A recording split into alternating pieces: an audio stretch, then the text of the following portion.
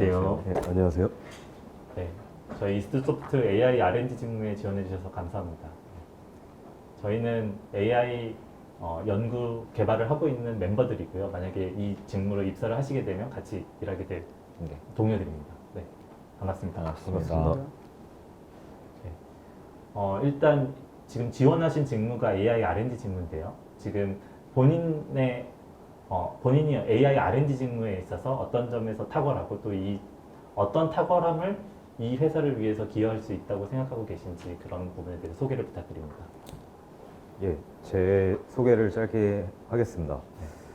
일단 저는 비전공자고, 네. 예, 그래서 작년에 국가에서 시행한 빅데이터 개발자 양성 과정을 약 5개월간 듣고 그걸 이수하고 그 과정 속에서 이제 데이터 분석 쪽으로 프로젝트를 진행하였고, 그리고 그 이후에 AI 비즈니스 모델 교육 과정을 수료를 하면서 그 과정에서 이제 딥러닝을 좀 깊게 접하게 되었는데, 거기서 프로젝트를 진행을 하면서 제가 이제 전반적으로는 원래는 그 데이터 사이언스 분야에 전체적으로 관심이 있었는데, 딥러닝도 그 데이터 사이언스 분야 중에 하나라고 예, 알고 있고, 그래서 거기서 이제 특히 딥러닝 쪽으로 딥러닝 개발 쪽으로 관심이 생겨서 그쪽으로 이제 공부도 하면서 보다가 이번에 이스트 소프트에서 이 직무가 나와서 지원을 해보게 되었습니다. 네. 혹시 이제 그러면은 다른 분들과 함께 이런 딥러닝 관련된 과정을 같이 이수하신 건가요? 맞습니다. 그러면 이제 저희가 궁금한 포인트가 그런 이제 같이 했던 분들 중에서 예. 본인이 이제 어떤 역할을 하면서 내가 이 직무에 잘 맞고 또 이 직무를 하는 데 있어서 내가 다른 사람들한테 이런 게 도움이 되는구나 이런 걸 느끼신 포인트가 있을까요? 일단 프로젝트를 예를 들어서 말씀드리는 게 가장 좋을 것 같은데요. 네. 프로젝트를 진행을 하면서 특정 저희 팀이 있으면은 그 팀원들 각각이 특정 분야에 집중을 해서 각각 나눠서 그렇게 한 게 아니고 그 프로젝트를 진행함에 있어서 모두 다 모든 진행 흐름과 그 내용을 다 알아야 된다. 그렇게 시작을 해서 그래서 다 같이 서로 모르는 부분이 있으면 알려주면서 그렇게 진행을 하다 보니까 그 중에서 제가 이제 강점이었다고 생각된 부분은 저는 체력이 좀 많이 좋습니다. 그래서 그 전에 있던 분야에서 제가 일을 할 때도 철야도 많이 하고 야근도 상당히 많이 하면서 그런 일적으로 물론 프로젝트였지만 이거를 이제 일로서 하게 된다면은 이거를 정말 많은 시간을 들여서 일을 해도 재밌게 즐겁게 할 수 있겠다라는 생각이 든 이유가 프로젝트를 진행하면서 저희가 첫 번째 프로젝트는 그 김해시 데이터를 이용해서 그 화재 예측을 하는 모델을 개발하는 프로젝트였습니다. 근데 그거는 이제 기본적으로 저희가 머신러닝 모델을 기반으로 해서 개발을 했는데 그 과정에서 2달이라는 기간 동안 그 중에서 저희가 실제로 할애한 기간은 1달이었습니다. 그 1달 동안 그래서 남들보다 좀 더 스타트가 늦었지만 그 짧은 시간 안에 저희가 성과를 거둬내야 됐기 때문에 정말 밤낮 가리지 않고 그 프로젝트에 매진을 하면서 제가 그 당시에 그 팀에서 마티형이었는데 마티형으로서 남들 집에 가고 싶을 때 저는 좀만 더 하자. 세세한 부분까지 제가 좀 스케줄링을 하면서 그렇게 진행을 했고요. 그렇게 하다 보니까 이제 주로 그 스코어를 올리는 작업이 대부분이었는데 마지막에는 그거를 스코어가 올라가는 그 과정에서 낮보다는 주로 밤에 저희가 그 밤에 할 때 특출나게 이렇게 네. 스코어가 오르고 예, 성과가 보이더라고요. 네. 그래서 거기에 대해서 정말 많은 뿌듯함을 느꼈고 네. 이게 확실히 집념을 통해서 우리가 이뤄낸 결과다라고 생각해서 정말 소중한 추억이자 뜻깊은 경험이었습니다. 프로젝트를 진행할 때. 비록 수상을 하진 못했지만 저희가 리더보드 순으로 이제 6위를 달성을 하면서 그래도 처음 도전한 프로젝트 치고 대회를 나가서 도전한 프로젝트 치고 그래도 잘했다 서로 격려하면서 그렇게 프로젝트를 마무리를 했던 것 같습니다. 그 리더십 같은 게 본인이 강하다고 생각하시나요? 그런.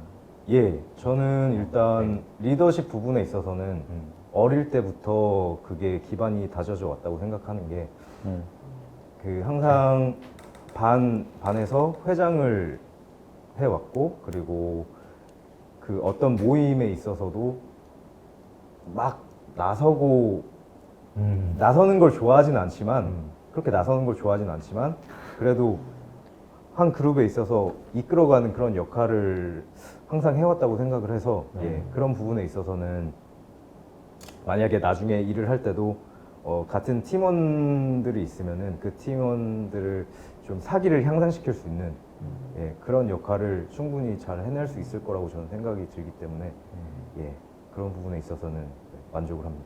그 좀 여쭙고 싶은 게 있는데요. 일단 비전공자인데 지금 예. 딥러닝 쪽에 관심을 가지겠다고 했는데 그 뭔가 그 관심을 가지게 된 계기나 뭔가 이유가 있나요? 그리고 또 전공을 말하자면 기존에 하던 거에서 바꾸게 된 건데 예. 그로 인해서 뭐 내가 다른 사람보다 좀 더 낮게 할 수 있는 게 있다 같은 포인트가 있으시면 얘기해 주시면 좋을 것 같은데요.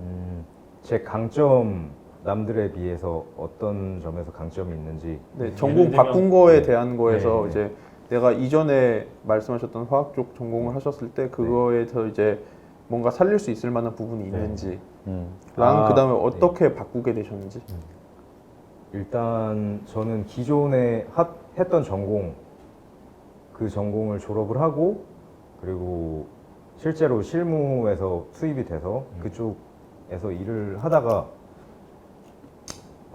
제가 정말 하고 싶었던 분야가 아니었습니다. 그래서 일단 제 열정을 다 바쳐서 하기가 힘들었고 그래서 일을 하는 내내 솔직히 즐겁지 못했습니다. 그래서 어떤 걸 하면 즐거울까 많은 고민도 하고 이것저것 찾아보다가 제가 서점에 가는 걸 좋아하는데 이제 작년에 한참 재작년부터 빅데이터 인공지능 이쪽이 뭐 물론 그 전부터도 활성화가 됐지만 책들이 유난히 많이 제 눈에 들어오더라고요. 그 분야에서. 그래서 저는 일단 관심이 가서 집히는 책 아무거나 잡고 읽어보기 시작했는데 이게 정말 비전도 비전이지만 제가 이쪽 분야에 몸을 담근다면 어떨까 머릿속으로 상상을 하게 되면서 정말 멋있는 직업이 될 것 같다. 처음에는 마냥 그렇게 그냥 멋있고 그런 겉보기로만 생각을 해서 그렇게 접근을 했는데 책을 읽어보면서 이제 실제로 뭐 코딩에 있어서나 그런 부분은 많이 부족하지만 비전공자로서 많이 부족하지만 제가 어릴 때부터 수학이나 물리 쪽을 많이 좋아했기 때문에 그쪽에 있어서 관심이 많이 갔고 잘할 수 있겠다는 생각이 들어서 도전을 하게 되었습니다. 그래서 그 예. 포인트가 궁금합니다. 그 잘할 수 있겠다고 생각이 들었다고 하셨는데 어떤 포인트가 이거 나랑 맞는데? 생각하셨을까요? 일단 데이터를 통해서 네. 그 데이터가 다 숫자로 이루어져 있지 않습니까? 네. 그래서 저는 그 숫자를 남들과 똑같이 그냥 숫자로만 보지 않고 네. 그걸 통해서 정말 남들에게 도움이 될 수 있는 그런 인사이트를 도출을 해서 그걸 통해서 뭐 기업에서는 뭐 정말 매출 향상이 있을 수 있을 것이고 일반적으로 그냥 사람들한테는 이 수치를 통해서 내가 의미를 담아서 어떤 결과를 알려줄 때 정말 그분들에게 도움이 될 수 있는 그런 역량을 가질 수 있는 직업이라고 생각이 돼서 매우 매력적으로 다가왔고, 예. 어떤 점은 내가 잘할 수 있겠다는 있었나요? 처음에 아까도 어떤 점을- 말씀하신 예, 것처럼 예. 오히려 이제 다른 전공을 하셨기 때문에 네. 내가 더 잘할 수 있는 네, 거. 여기 컴공이나 뭐 인공지능을 전공한 사람보다도 내가 이런 부분에서는 좀 내 역량을 잘 활용할 수 있다. 뭐 이런 게 있을 수도 있을 것 같거든요. 예, 한 가지 있습니다.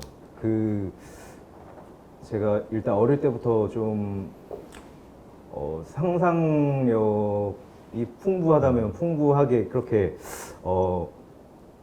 남들과는 다른 생각을 하는 그런 걸 좋아했어서 좀 남들보다는 다른 유연한 생각을 예, 가질 수 있다고 생각이 들어서 예, 그래서 보통 이제 제가 잘은 모르지만 보통 개발자 분들이라고 하면은 점점 연차가 지날수록 자신만의 그런 틀이 정해져서 그 틀 속에서 그 안에서만 해결하려고 하고 좀 더 이제 나아가서 이제 다른 쪽으로 생각을 해보는 그런 시도를 하기가 힘들다고 예 들어서 예 그런 쪽으로 남들보다 조금 더 제가 특화될 수 있지 않을까 싶은 생각에 그래서 도전을 하게 되었습니다.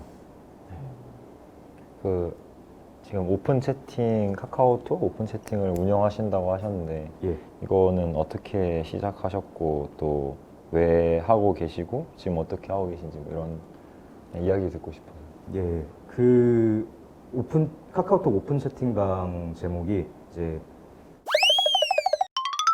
인데 네. 그거는 일단 그 제목은 조금 시간이 갈수록 바뀌었고요. 처음에 시작을 하게 된 계기는 제가 빅데이터 개발자 양성과정 교육을 들을 당시에 네. 이제 같이 듣는 그 수험생 분들과 교육을 들으면서 이제 프로젝트를 진행을 하다가 요것만으로는 내 인풋 지식이 좀 부족하다. 좀 더 뭔가 다양한 사람들과 교류를 하고 싶다, 이 분야에서. 그래서 일부러 범위도 데이터 사이언스로 넓게 잡았고, 그래서 그 안에서도 이제 데이터 엔지니어 분들, 그리고 뭐 딥러닝 하시는 분들, 머신러닝 하시는 분들, 그런 다양한 사람들과 교류를 하면서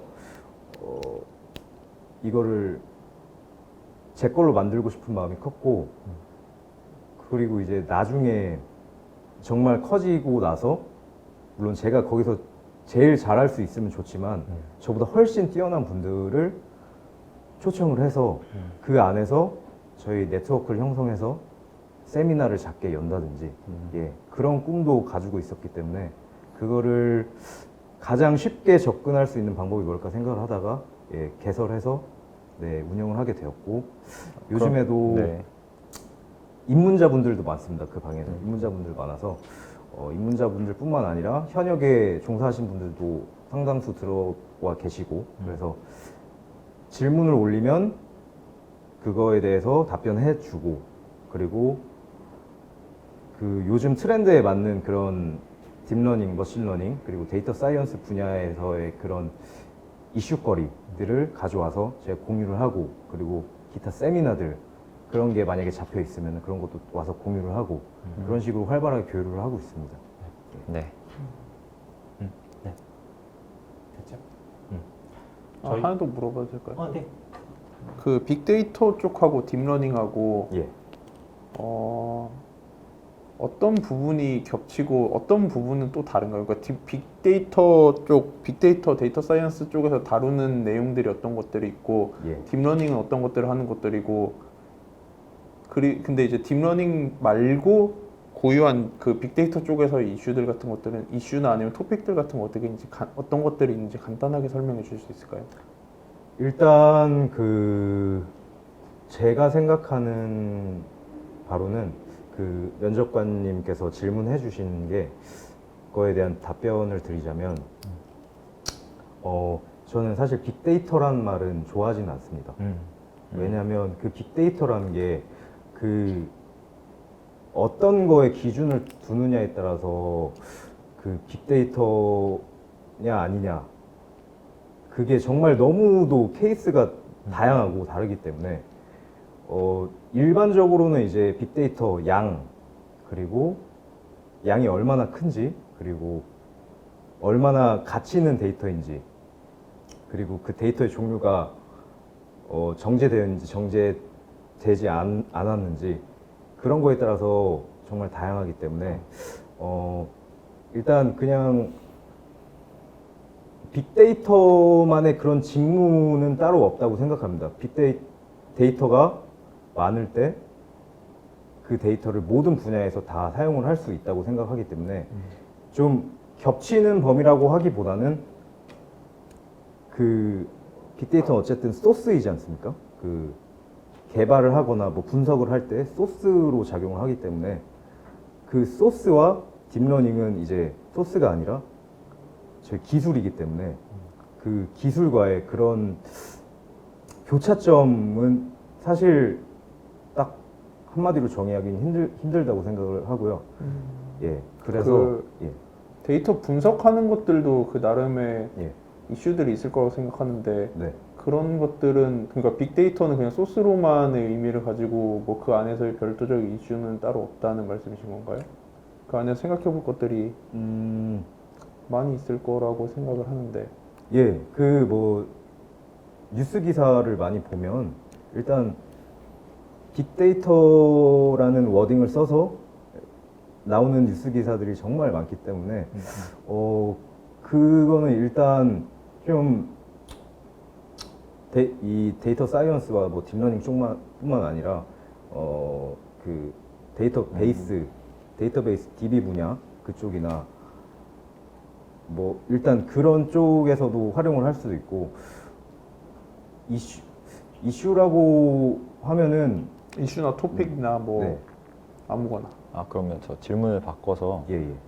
그 하셨던 업무 지금 여기서 저희한테 적어주셨던 그 하셨던 것들 있잖아요. 네. 이거랑 딥러닝이랑 비교했을 때 어떻게 어느 게 겹치고 어느 게 다른지 좀 설명해 주실 수 있나요? 지금까지 어. 여기서 해보셨던 왜냐하면 하신 거랑은 이제 좀 차이가 있을 것 같아서 네, 맞습니다. 그래서 그거 좀 초점.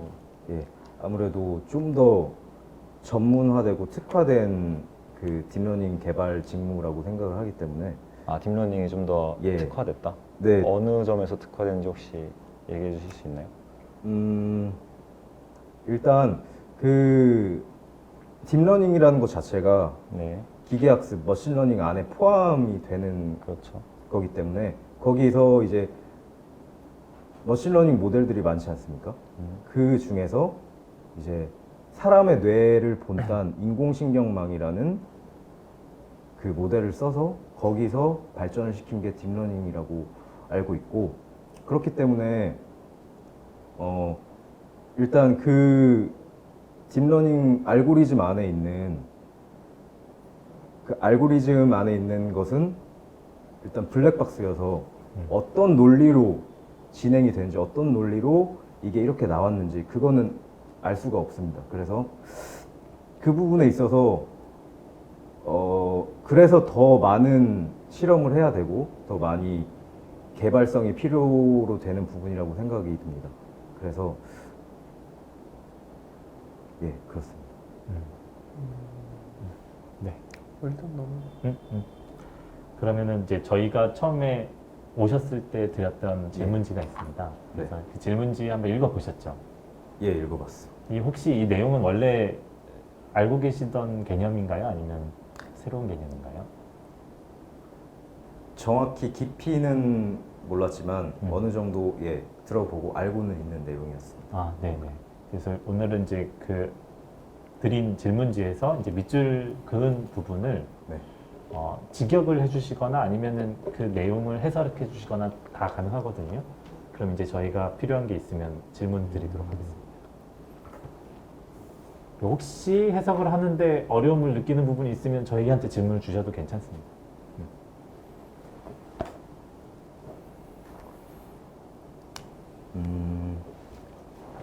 일단 요 네. The Curse of Dimensionality 요게 뭐 직역을 하자면 차원의 저주인데 네. 네. 일반적으로 데이터가 고차원으로 될수록 예, 인공신경망에서도 예를 들면은 정말 복잡한 그 은닉 노드가 많아질수록 은닉층이 많아질수록 더 복잡한 고차원이 될수록 예측력이 떨어질 수밖에 없다. 네, 그래서 차원 축소를 통해서 그 부분을 극복을 해야 된다. 네, 그게 일단 이 차원의 저주의 핵심이라고 생각을 하고 네, 네, 네. 그 그 혹시 거기에 그 아. 내용이 방금 말씀하신 내용이 그 거기에 적혀 있는 내용인가요? 아니면은 그냥 원래 이게 커스 오브 디멘저널리티에 대한 얘기를 그냥 하신 것 같은데 맞습니다. 맞죠? 네. 요 밑줄 친 부분을 한번 그러면 설명해 주세요. 네.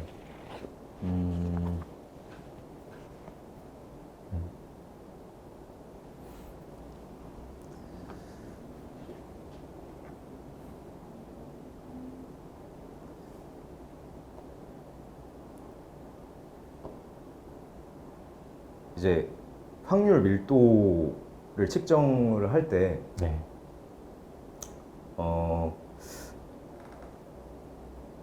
고차원과 저차원의 차이를 설명을 하면서 네. 여기서 요 그 각각의 데이터들 샘플들이 있지 않습니까? 네. 그 이 샘플들의 그 확률 그 밀도가 네. 차원이 높아질수록 밀도에 따라서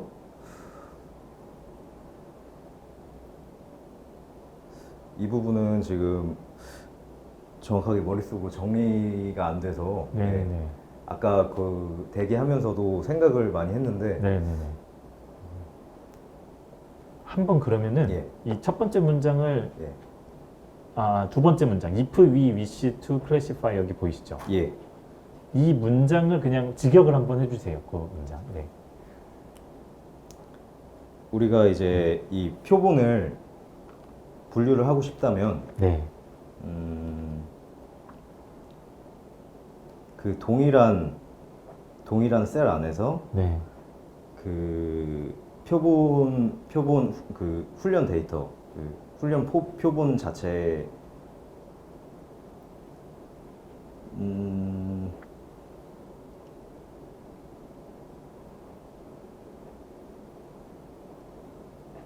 가장 흔한 분류로 이제 리턴을 할 수 있다. 예.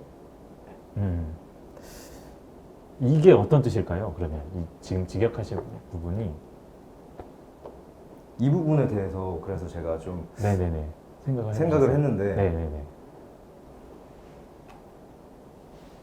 좀 시간이 부족했던 것 같습니다. 아, 네네네. 예. 그래서 한번 저희한테 질문을 해보셔도 좋아요. 이 네. 내용을 이해하기 위해서 이게 어떤 뜻일까 필요한 게 있으면 질문하시면 좋아요.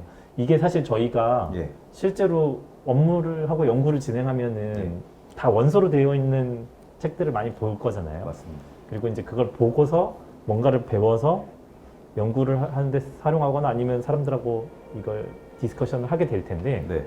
이런 상황을 시뮬레이션 하는 거라고 생각하시면 되니까요. 이게 내가 읽어봤는데 이해가 잘 안 돼. 그런데 이거를 좀 같이 얘기하면서 이해했으면 좋겠어. 이런 상황이라고 생각하시고 질문하시면 됩니다. 네, 결국 이걸 이해하기 위해서 저희한테 그냥 질문해서 이건 이해했다 하면서 예. 이제 알아가는 과정이라 생각하시면 돼요. 네.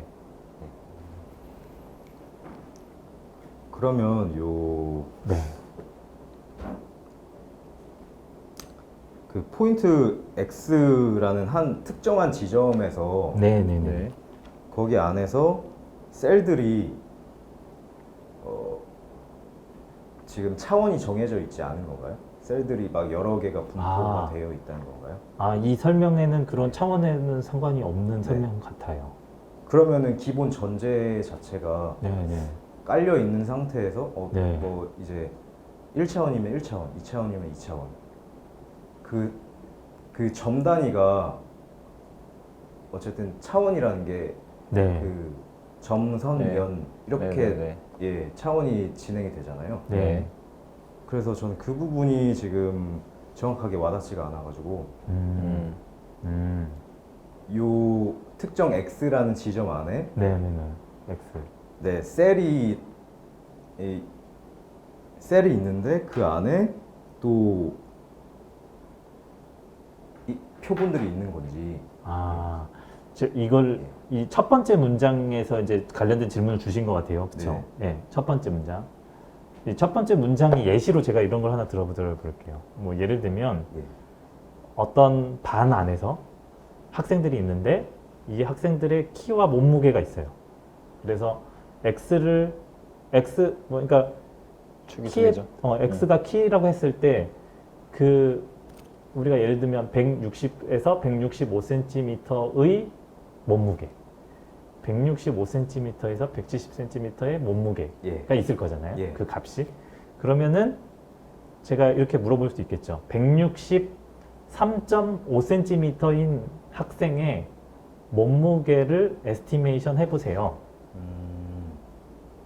그러면 어떻게 하시겠어요? 그렇다면 사실 뒤쪽에 있는 그렇죠. 그 일단 무슨 뜻인지는 이해가 갔습니다. 그 만약에 이제 그룹핑을 하는 거죠. 그 변수가 두 개가 있는데 그 한 변수를 이제 수치형 변수들을 영목형 변수로 네. 전환을 해주는 겁니다. 그래서 네. 그룹핑을 해주고 네. 그 각각의 집단에 대한 특성을 네. 뽑아서 그걸 통해서 이제 이 변수와 1대1 매칭을 하지 않습니까? 기존 수치형 변수형들일 때 네네. 각각 1대1 매칭을 해주는데 여기서 그룹핑을 해버리면은 네. 여기 대표 특성, 뭐 네. 평균이나 네. 표준 편차나 분산 같은 그런 특성들이 나오는데 네. 그거를 이쪽 변수에다 적용을 시켜주는 거죠. 그래서 그 방금 다음 문장 한번 해석해 봐 주시겠어요? 세 번째 문장 아니죠? if we are doing 여기요. 예. 예.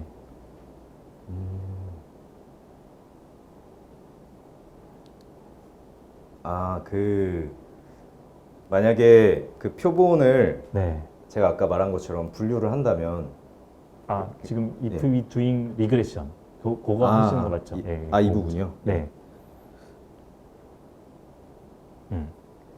방금 말씀하신 거를 바탕으로 해서 한번 그 문장을 해석해 봐 주세요. 네.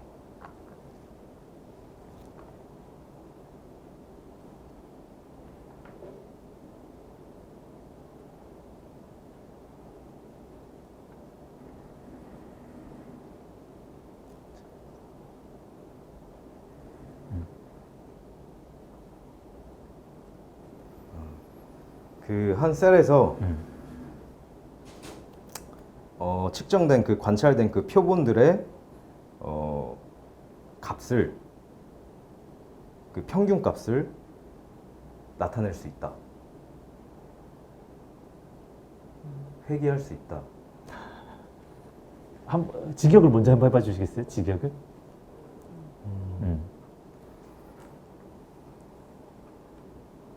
만약 우리가 회귀를 할 수 있다면 우리는 이 회귀를 셀에서 하고 있다면? 이 네네. 셀에서 네. 그 관찰된 표본의 그 값들을 평균을 낼 수 있다. 그게 예, 아까 그거죠. 네, 키로 몸무게를 회귀한 거. 맞습니다. 그 혹시 리그레션하고 클래시피케이션의 차이를 설명해 주실 수 있으실까요? 분류와 회귀의 차이는 네. 예, 둘 다 똑같은 예측인데 네. 회귀는 여기 그 말씀하신 것처럼 한 집단에서 그 규칙성이 나오지 않습니까? 뭐 예를 들면 선형이면 선형, 그런 규칙성을 다른 변수에서 나온 그 데이터를 적용을 했을 때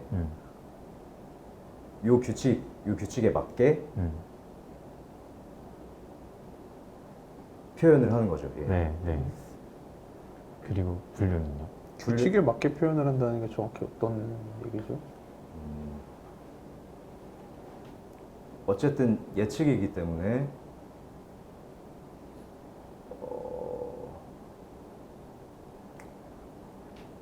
만약에 예를 들어서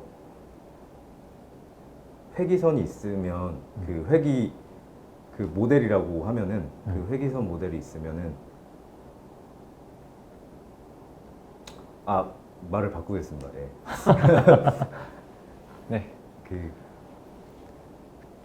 데이터들을 분석을 해서 그 회기선을 찾아냅니다. 찾아내서 그 도출을 한 회기선을 가지고 이제 그거를 다른 데이터에 대입을 해서 요 데이터를 넣었을 때는 요 회기선에 따라서 이렇게 예측을 할 수 있다. 네, 그렇게 해서 사용을 할 수 있는 게 회기고. 회기고 이게 분류. 분류는 분류도 다양하게 있겠지만 일단 어떤 기준을 잡고 네. 그 기준에 따라서 집단을 나누는 거를 분류라고 생각을 합니다. 그러면 방금 아까 하셨던 그 앞문장, 두 번째 문장을 한번 다시 해석해 봐 주실 수 있겠죠? 예, 이게 무슨 의미였을까요? 네.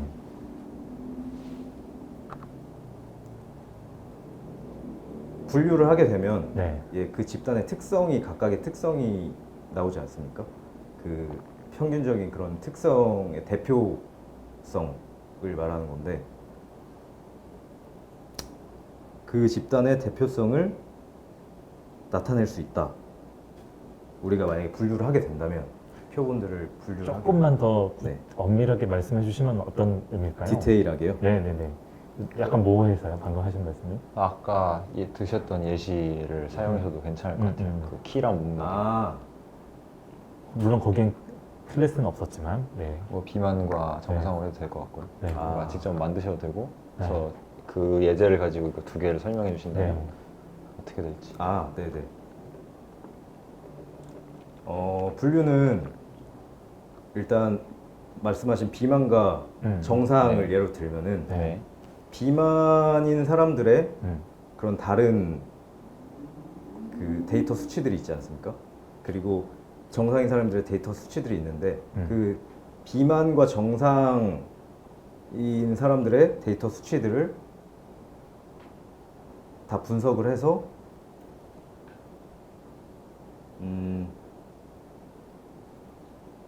이 사람이 비만인지 다른 그룹으로 갔을 때 이 사람이 비만인지 아니면 정상인지 그걸 예측을 할 수 있는 그럼 여기서 쌤셀은 뭘까요? 같은 표본 그게 그러니까 예. 어떤, 네. 조금만 더 자세하게. same 셀이면 지금 변수는 키랑 몸무게 두 개만 있다고 해볼게요. 예. 네, 그랬을 때 같은 셀에 있다라는 거는 네. 어떻게 정해지는지를 설명해 주시면 좋을 것 같아요. 아까 말씀하신 같은 반 같은 반. 같은 반. 아닌가요? 그러면 반이라는 비만인지 변수가 아닌지를 어떻게 알 수 있어요? 그러니까 그 반 그 안에서? 반에 비만인 학생이 더 많으면 예. 그 반은 비만만 그 안에서도 이제 쪼개는 거죠. 네. 그 저희가 데이터를 일반적으로 제가 한 경험을 토대로 말씀드리면 데이터를 받았을 때 네. 그거를 이제 트레인 데이터, 훈련 데이터와 검증 데이터를 그 안에서 또 나누지 않습니까? 그래서 그 훈련 데이터를 통해서 예측한 거를 검증 데이터에서 그 예측한 그 모델을 가지고 검증 데이터에 가져와서 이게 맞는지 얼마나 정확한지 그거를 검증하는 그러면은 네. 어떤 이그젠플이 160cm에 100kg이에요. 예. 이건 비만이다 아니다를 어떻게 판단하시죠? 왜 클래스 이 사람이 몇 1반이냐 2반이냐 갖고 비만이 많은 반이다 아니다. 네. 요걸로?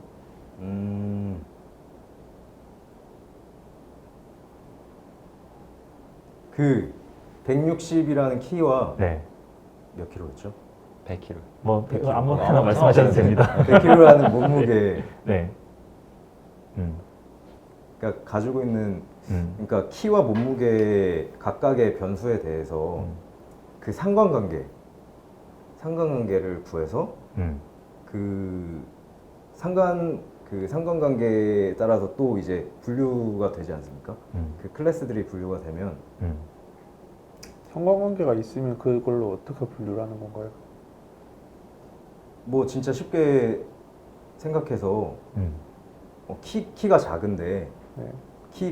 키 수치가 작은데 몸무게 수치가 높습니다. 음. 그러면은 키가 큰데 몸무게가 낮은 사람과 완전 반대되는 상관관계이지 않습니까? 지금 벌써 셀이 몇 개 나왔네요. 음, 무슨 셀하고 무슨 셀이 나왔네요. 지금 말씀하셨는데 예. 무슨 셀하고 무슨 셀 말씀하셨죠? 지금? 한쪽은 높은데 한쪽은 낮아요. 뭐 예를 들어 몸무게는 예, 높은데 키는 예, 작은. 예. 키는 큰데 몸무게는 작은. 네. 그쵸. 그게 셀이죠. 예. 그러면 이 셀은 키랑 몸무게 지금 변수 두 개를 받잖아요. 네. 만약에 변수가 10개가 됐어요. 네. 그럼 셀은 얼마나 많아지죠? 지금 그렇게 했을 때 그 증가하는 양이 어떻게 되죠? 그러면은 그거는 이제 합성곡 개념으로 가지 않을까 싶습니다. 합성고 합성고. 각각에 대해서 다 케이스 바이 케이스를 해줘서 그럼 각각에 대해서 많다, 높다, 낮다가 있었다고 했을 때요. 네네. 각 변수마다. 그쵸 그쵸. 그러니까 그러면- 이제 음. 뭐 만약에 3개로 늘어났다고 하면은 네. 키, 몸무게 그리고 뭐 나이, 뭐, 예, 일반 예. 나이로 성별, 해도 네네. 성별. 성별이라고 어. 하면은 이제 남, 여가 나뉘는데 네. 네. 남에 대한 케이스, 여에 대한 케이스로 두 가지로 나눠서 네. 2배가 되지 않습니까? 네. 케이스가. 그러면 네. 총 가능한 그런 케이스가 몇 개가 되죠? 총 가능한 케이스가 그렇게 되면은 남, 네. 네. 여. 그렇게 해서 총 몇 예. 개? 2 곱하기 2 네. 총 8가지. 네. 예. 만약에 그 변수의 수가 2배가 되면, 변수의 수가 2배가 되면 네, 그 셀은 몇 배가 되죠? 만약에 한 변수가 네. 지금 키, 몸무게, 성별과 같이 2가지라면 네. 예, 제곱승으로 네. 발전을 하는 것이고 네. 예, 만약에 3가지라면 음. 예, 세제곱승 3을 곱하면 되는 것이고 예. 네. 네. 그러면 아까 질문 주셨던 거 답변을 해보면 변수가 10개일 때는 네. 총 몇 개의 케이스가 나올 수 있는 거죠? 그러면 1024개입니다. 네. 네. 좋습니다. 넘어갈까요? 아니요. 그래서 여기에서 지적하고 있는 문제점이 뭔가요?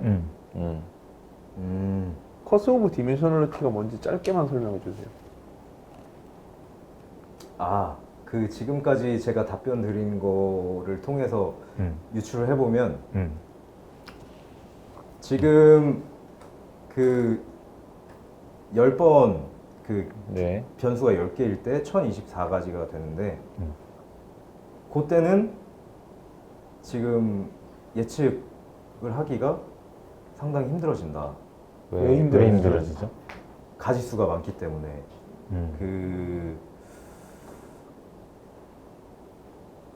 이거를 어떻게 표현해야 될지 한번 생각 좀 해보겠습니다.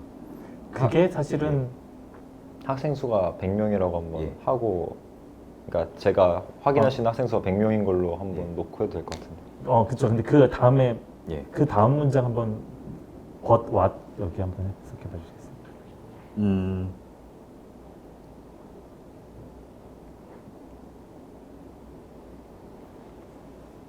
그렇다면 우리가 보지 못한 셀들에 대해서는 어떨 것인가? 그 다음 문장도 한번 해봐 주세요.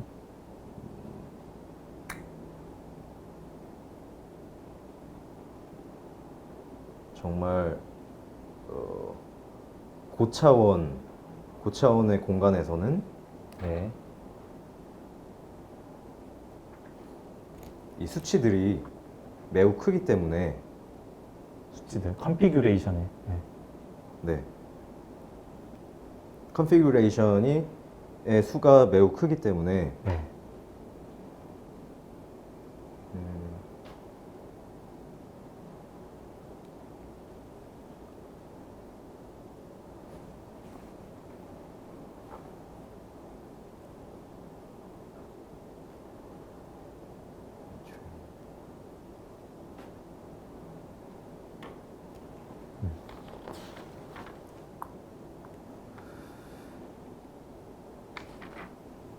그 표본의 수보다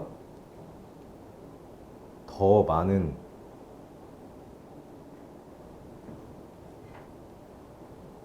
그 표본의 수라고 한 게 아까 여기 옆에서 말씀하신 100명의 학생이 있다고 합시다. 였어요. 네. 예를 네, 들면. 100명의 학생 음, 보다 더 많은 사람이 사람이. 예.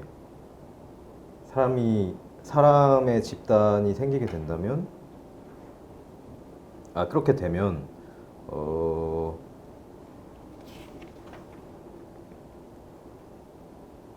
일반적인 그 전형적인 저희가 생각하는 그 그리드 셀에서는 이게 표본끼리의 그 연관성이 없어진다. 그 마지막 No Training Example Associated with it 이거 한 번만 다시 해주시면.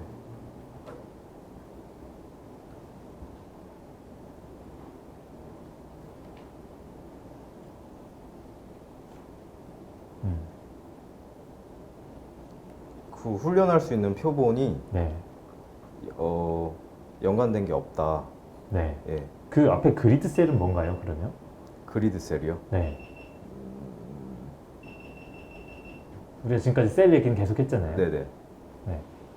이 격자 셀 전체를 말하는 거 아닌가요? 전형적인 그 격자 셀 전체를. 아까 셀이라고 했을 때 1024개가 있다고 하셨잖아요. 네. 맞죠? 1024개의 셀을 얘기하셨어요. 거기에 100명의 학생들이 이그젠플이 있어요. 예. 그러면 그 모든 셀이 학생이 있나요?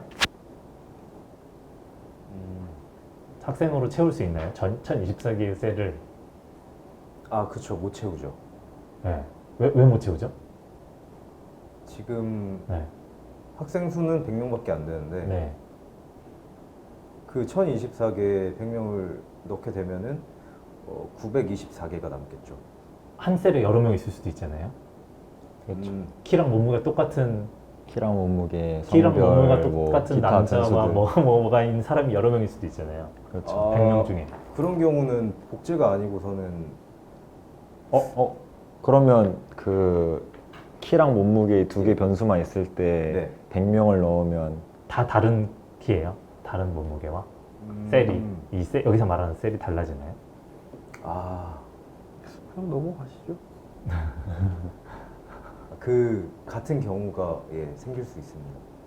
만약에 이제 아까 변수가 적을 때.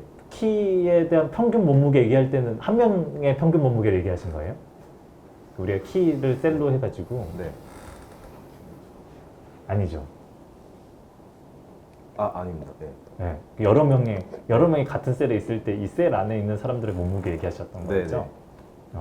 여기 같은 얘기. 그러면 마지막으로 그렇게 키랑 몸무게 두 변수가 있을 때랑 네. 1024개의 그 가지수가 아닌 10개 변수가 있을 때랑의 지금 이해하시기로 어떤 차이점이 있는지 간단하게만 설명해 주실 수 있나요?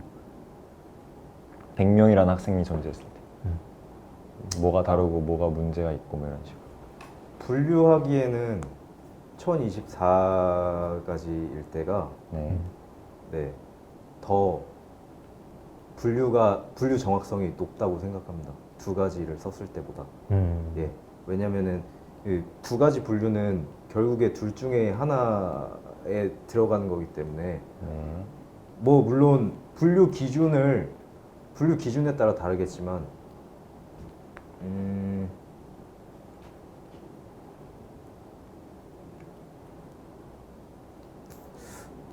지금 제가 생각하는 거랑 그 원래 차원의 저주의 그 내용과는 지금 좀 약간 넘어가시죠. 네. 네. 넘어가도 될 것 같아요. 네, 충분히 얘기한 것 넘어가고. 같습니다. 그 시간이 다음 질문은 이제 코딩 쪽. 아니요, 왜 그러세요? 왜 그러세요? 발표한 어쨌든 그 저희 이제 저희가 사전에 네. 주제를 지정해 달라고 네. 요청을 드렸어요. 그래서 이제 그걸 통해서 저희가 알고자 하는 건 뭐냐면은 지원자 분께서 가장 관심을 가지고 기술적으로 깊이 고민해봤던 문제에 대해서 네. 여기에서 같이 이야기를 해보고 네. 그래서 이제 저희가 새롭게 배울 수도 있고 그래서 이런 과정을 통해서 실제 R&D를 하는 과정에서는 이제 알고 계신 것들 혹은 새로 공부하신 것들을 저희한테 설명해 주실 거잖아요. 예. 그럼 이런 과정을 시뮬레이션 하는 거라고 생각하시면 되고요. 그래서 그거 관련해서 저희가 아까 처음에 질문 드렸던 이제 지원자님의 탁월한 부분 이런 것들을 이제 탐색하기 위해서 예. 진행을 하도록 하겠습니다. 알겠습니다. 그러면 그 네, 제가 말씀드리면 되는 건가요? 네 그러면 발표 자료가 있으면 사실 좋은데 이게 아니, 뭐 아마 그 어쨌든 준비가 안 돼 있죠. 네, 네. 그 뭐 주제를 예. 한번 얘기해 주세요. 네. 그 제가 첫 번째 프로젝트를 할 때 네. 데이터 분석을 하면서 데이터를 획득을 하고 그리고 그 데이터를 전처리를 하고 그 다음에 모델링을 진행을 하였습니다. 근데 이제 모델링 부분에서 모델 셀렉션 과정에서 어떤 모델을 썼는지 네, 그 모델을 쓴 이유와 다른 모델들과 비교했을 때 어떤 차이점이 있는지 그런 거에 대해서 얘기를 해보고 싶습니다. 네. 왜냐면 그쪽으로 이제 좀 더 잘 알고 계실 수도 있을 것 같아서 예. 그러면 이제 그 칠판 이제 자유롭게 활용하셔도 되니까 이제 예. 저희 그 하셨던 거를 좀 설명해 주시면 네, 될 네. 것 같습니다. 일단 간략히 설명해 주시면 저희가 질문 네. 드릴 수 있을 것 같아요. 계속 질문 네. 드릴 예, 저희가 궁금한 게 있으면 바로 질문 드릴 네. 거라서 이제 발표 그냥 편안하게 해주시면 돼요. 네. 알겠습니다. 네. 판서를 이용하면 되나요? 아, 예, 예. 혹시 뭐 이런 자료가 필요 없으실까요? 이거 뭐 필요하신가요 이런 자료? 전에 아, 저에게 주셨던 거. 제출하셨던 거. 필요 없- 괜찮습니다. 아, 예, 알겠습니다.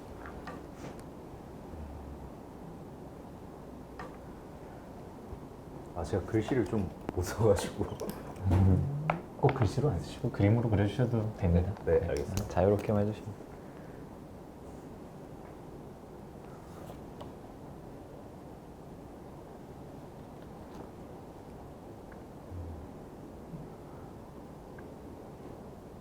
일단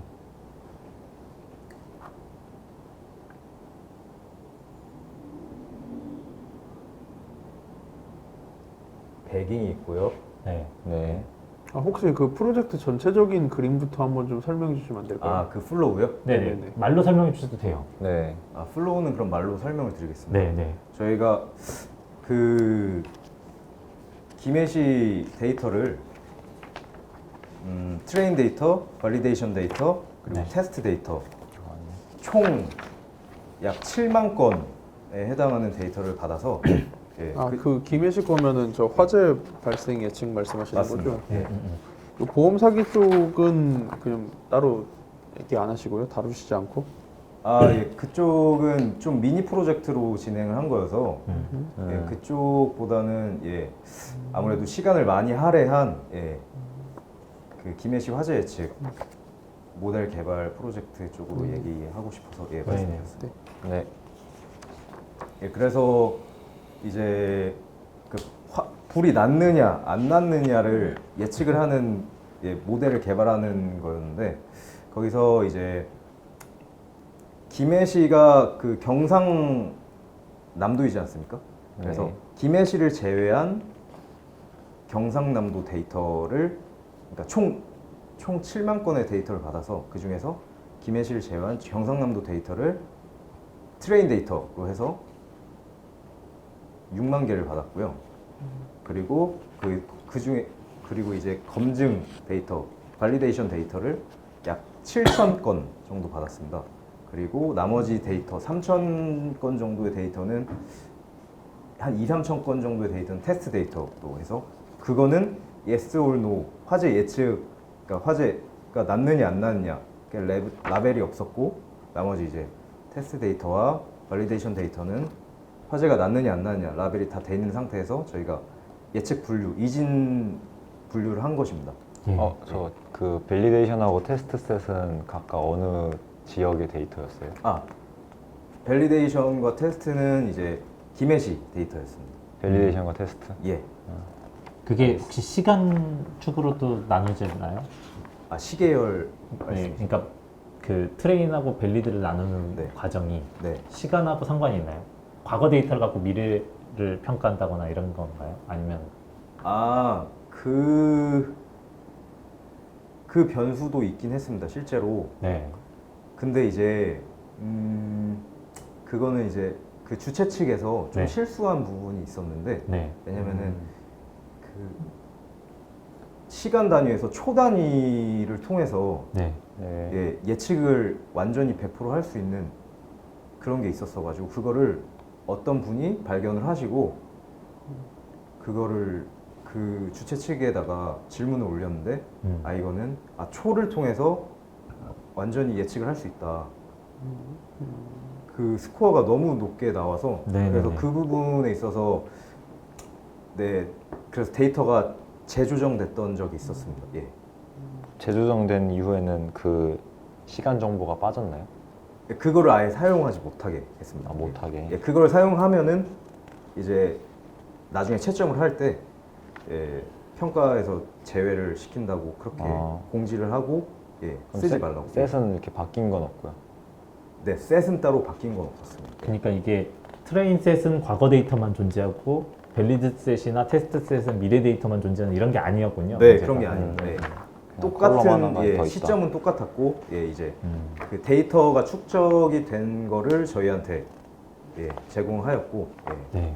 그걸 네. 통해서 이제 데이터를 입수해서 그 변수를 이제 그룹핑을 해서 예를 들면 뭐 건물이면 건물, 날씨면 날씨, 토지면 토지 그런 정보들로 그룹핑을 한 다음에 그룹핑이란 게 뭔가요?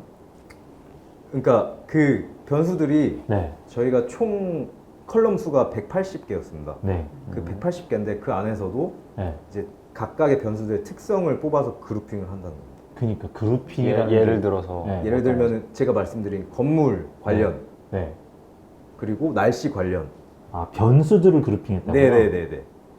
180개의 변수를 네네 그거를 그 네네네. 6가지로 분류를 해서 네. 그룹핑을 하고 그리고 이제 결측치가 각각의 질문 드릴 게 있는데요. 그룹핑을 하면은 그룹핑 안 했을 때랑 뭔가 처리를 다르게 하는 건가요? 그거는 일단 그냥 저희가 데이터 탐색 과정에서 그러니까 그냥 시멘틱을 좀 알아보려고 이렇게 맞습니다. 좀 모아놓은 건지 아니면 실제로 그룹에 대해서 다른 처리를 했기 때문에 그룹핑을 했는지를 물으시는 건데.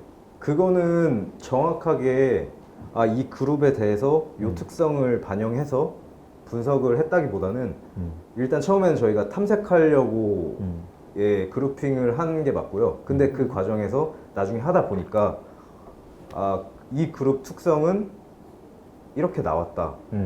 그런 경우가 빈번하게 발생을 하더라고요. 그러니까 예를 들면 그 그룹별로도 에너지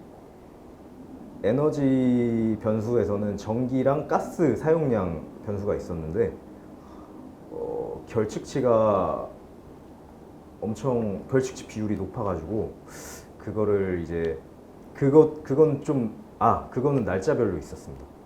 그건 시 단위까지는 아닌데 날짜별로 그 데이터가 쭉 그 컬럼이 쭉 있어가지고 그래서 총 180개라는 좀 많은 변수가 있었는데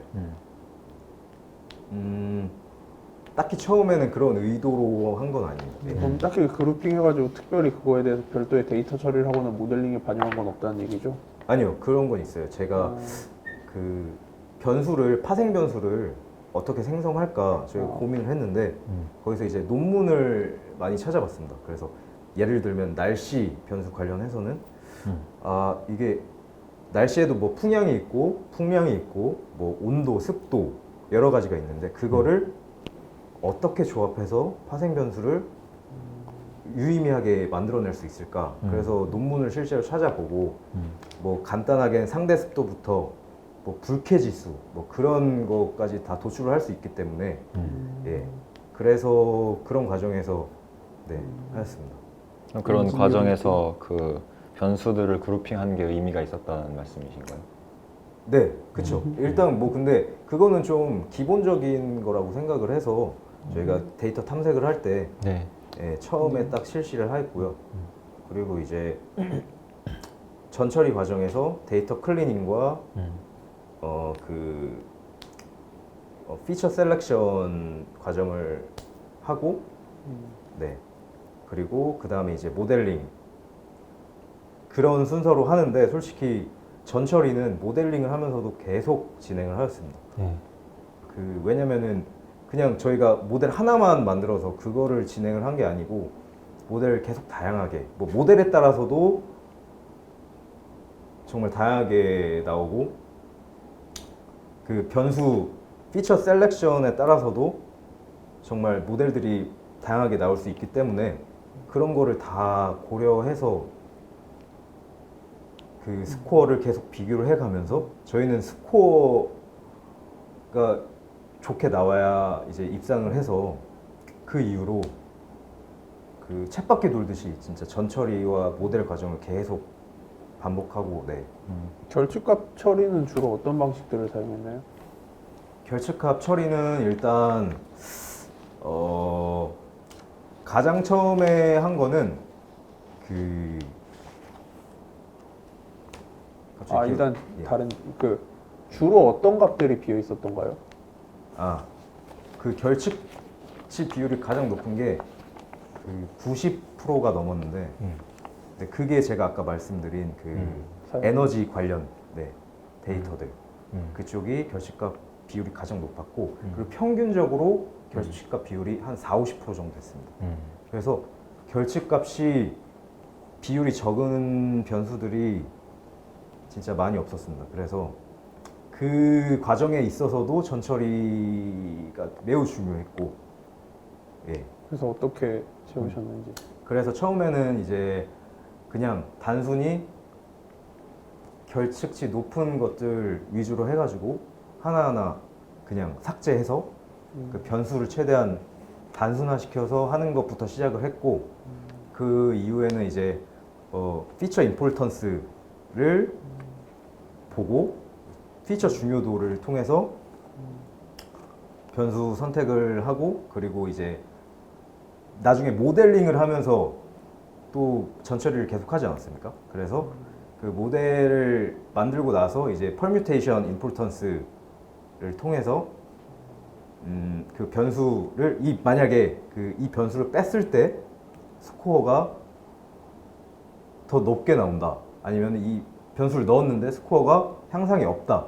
그런 거를 비교하기 위해서 퍼뮤테이션 임포턴스를 적용을 했습니다. 그래서 그런 식으로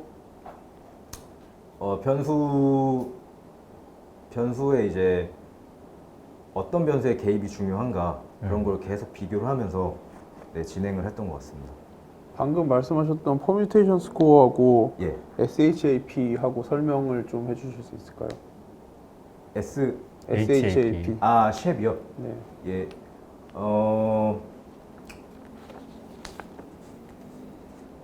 쉐프는 어떤 경우에 쓰죠? 이걸로 어떻게 피처 셀렉션을 해요?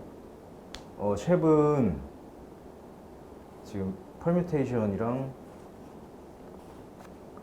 쉐브는 이제 아까 말씀드렸다시피 퍼뮤테이션은 그 모델을 생성한 다음에 그 변수를 이제 빼고 나서 모델을 하고 그리고 그 변수를 넣었을 때 모델을 생성했을 때 그 스코어 비교를 통해서 하는 거고요.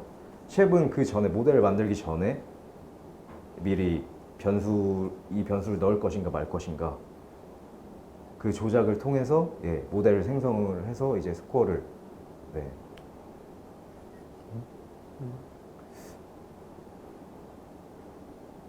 퍼뮤테이션이 지금 모델에다가 이제 네. 그 변수를 넣은 거랑 안 넣은 거랑 이렇게 두 개를 한 다음에 그 결과를 비교하는 게 맞나요? 일단 제가 들은 바로는 퍼뮤테이션 셀 임포턴스 퍼뮤테이션 임포턴스. 이렇게 진행되는 게 맞나요?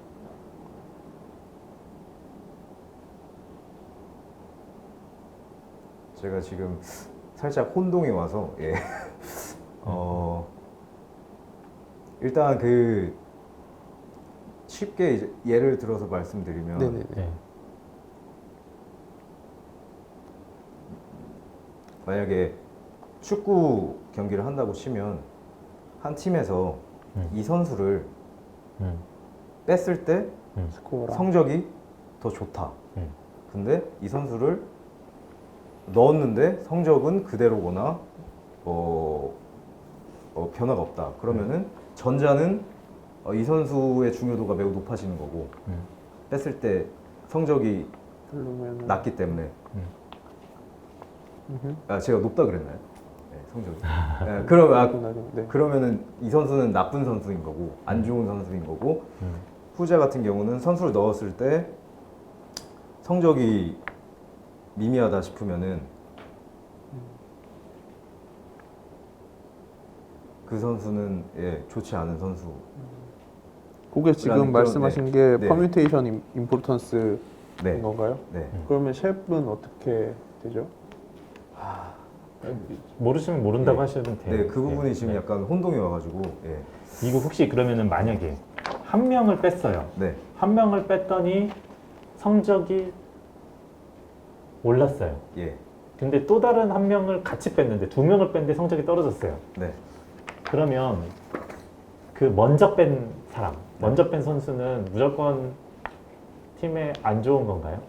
그건 아닙니다. 만약에 아닌 경우는 어떤 경우에 아닐 수 있죠? 왜냐면 이제 변수 간의 그 변수 간의 영향도 고려를 해줘야 되기 때문에 그러니까 이 선수만 뺐을 때의 결과와 둘을 뺐을 때의 결과는 솔직히 그 비교를 할 수가 없다고 생각합니다. 그 단순한 그것만 놓고서는 비교를 할 수가 없고 결국에는 그냥 딱 최종 지향점, 목표 가장 좋은 스코어를 내는 게 목표이기 때문에 그거를 수많은 시뮬레이션을 통해서 도출을 하는 게 큰 목표이기 때문에 그 단순히 그 한 사람만 뺐을 때 결과와 두 사람만 뺐을 때 결과 그거를 비교하는 건 의미가 없다고 생각을 합니다. 그게 그리고 이제 제가 프로젝트를 진행하면서 느꼈던 점이기도 하고요. 그러면 요 퍼뮤테이션 임포턴스에 한계가 있는 거잖아요. 예. 이 한계를 뭐 응용하거나 아니면 뭔가 극복할 수 있는 방법이 있나요? 지금 이 방금 말씀하신 문제를. 사실 그 부분에 있어서 좀 많이 애매하다고 생각을 했습니다. 실제로 프로젝트를 진행을 할 때. 그래서 딱 어떤 걸로 결론이 난 건 아니고 그냥 저희가 주어진 시간 내에 그 최선을 선택을 한 겁니다. 그 최고이기보다는 최선을 선택을 했습니다. 여러 가지 시도를 해서 가장 높은 거. 예, 맞습니다. 그러면 퍼뮤테이션을 돌릴 때 이제 예. 사실 n개의 변수가 있으면 이 n승의 케이스를 만들 수 있잖아요. 예. 그걸 전부 다 돌려보신 거예요? 아니면 시간의 이유로 뭐 일부만 셀렉팅을 한 건지? 예, 거기에 저희 주관적인 견해들이 다 개입이 돼서 네. 다 돌리지는 못하고 거기서 이제 저희 팀원이 4명이었는데 4명의 의견을 맞춰서 이걸 해보자, 시도해보자. 그러면 해본 거고 이거는 별로 가치가 없을 것 같다, 시간 낭비일 것 같다. 그랬을 때는 과감하게 버리는 선택을 하였습니다. 그러면 그 중에서 예를 들어 어떤 조합이 점수가 높게 나왔으면 네, 그거를 그대로 그냥 사용했나요? 네, 그거는 그거대로 그 모델 그대로 끌고 가고 네. 이제 그 과정에서도 또 그 데이터 전처리가 계속 있긴 했지만 네. 근데 그럴 때마다 스코어가 또 변해서 이제 그거에 대한 모델은 또 다시 생성을 해서 저장을 해놓고 그러면 예. 전처리 방법이 달라질 때마다 퍼뮤테이션을 다시 했나요? 이 임포턴스 구하는 걸? 그때마다 바로 다시 하진 않았습니다. 예. 그러면 퍼뮤테이션 임포턴스는 네. 언제 몇 번 해본 건지?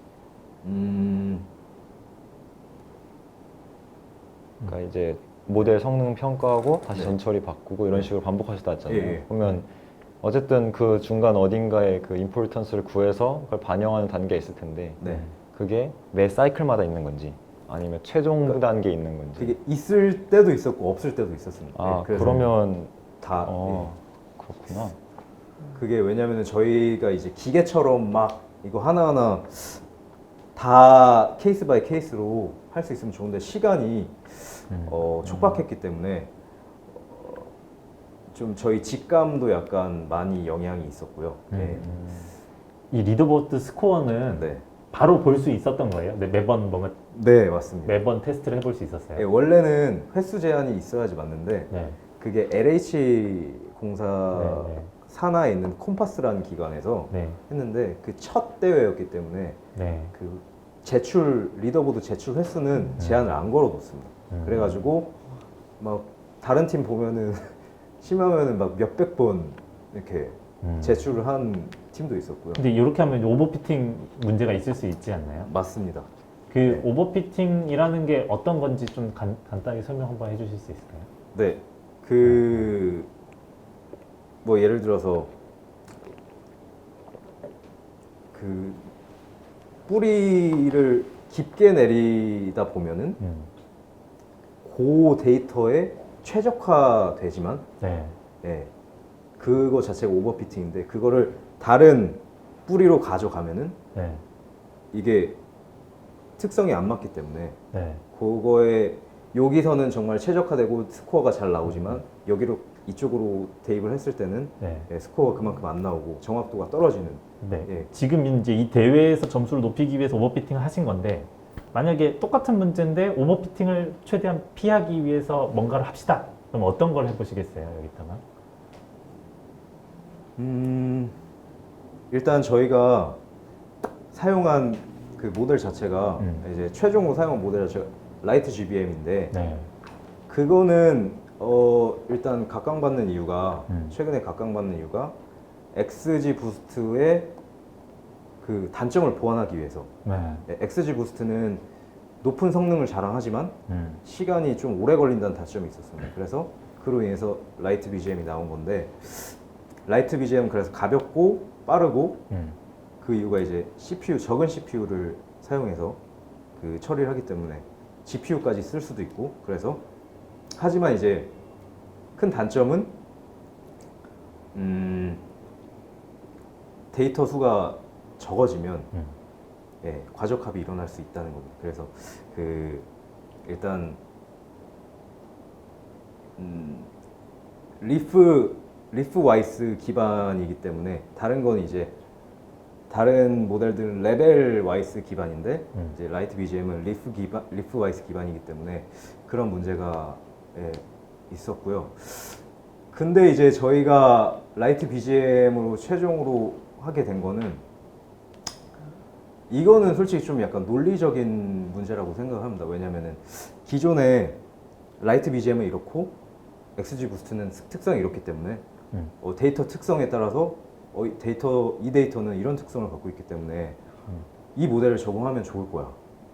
그렇게 해서 해봤는데 막상 네, 스코어가 이제 저희가 예상한 대로 나오지 않아서 네. 그래서 그런 부분에 있어서 좀 논리적으로 이게 데이터의 문제인가 아니면 우리가 피처 셀렉션 할 때 좀 더 섬세하게 하지 못해서 그런 건가. 사실 지금 이제 질문 드렸던 거는 네. 이제 오버피팅을 피하기 위해 뭐 할 거냐인데 네. 제가 지금 정확하게 이해를 못 했거든요. 네. 그래서 이제 그걸 질문을 바꿀게요. 이게 오버피팅 됐는지 안 했는지 어떻게 검증할 수 있어요? 똑같은 문제인데 네. 오버피팅이 얼마나 됐는지를 검증하시려면 여기서 어떻게 하시겠어요? 검증. 그거는 저희가 트레인 셋과 네. 발리데이션 셋이 주어졌고 테스트 네. 셋이 있지 않았습니까? 네네네. 그래서 말 그대로 검증 셋, 발리데이션 셋으로 예, 오버피팅인지 아닌지. 어떻게 되면 아닌 거고 어떻게 되면 오버피팅인가요?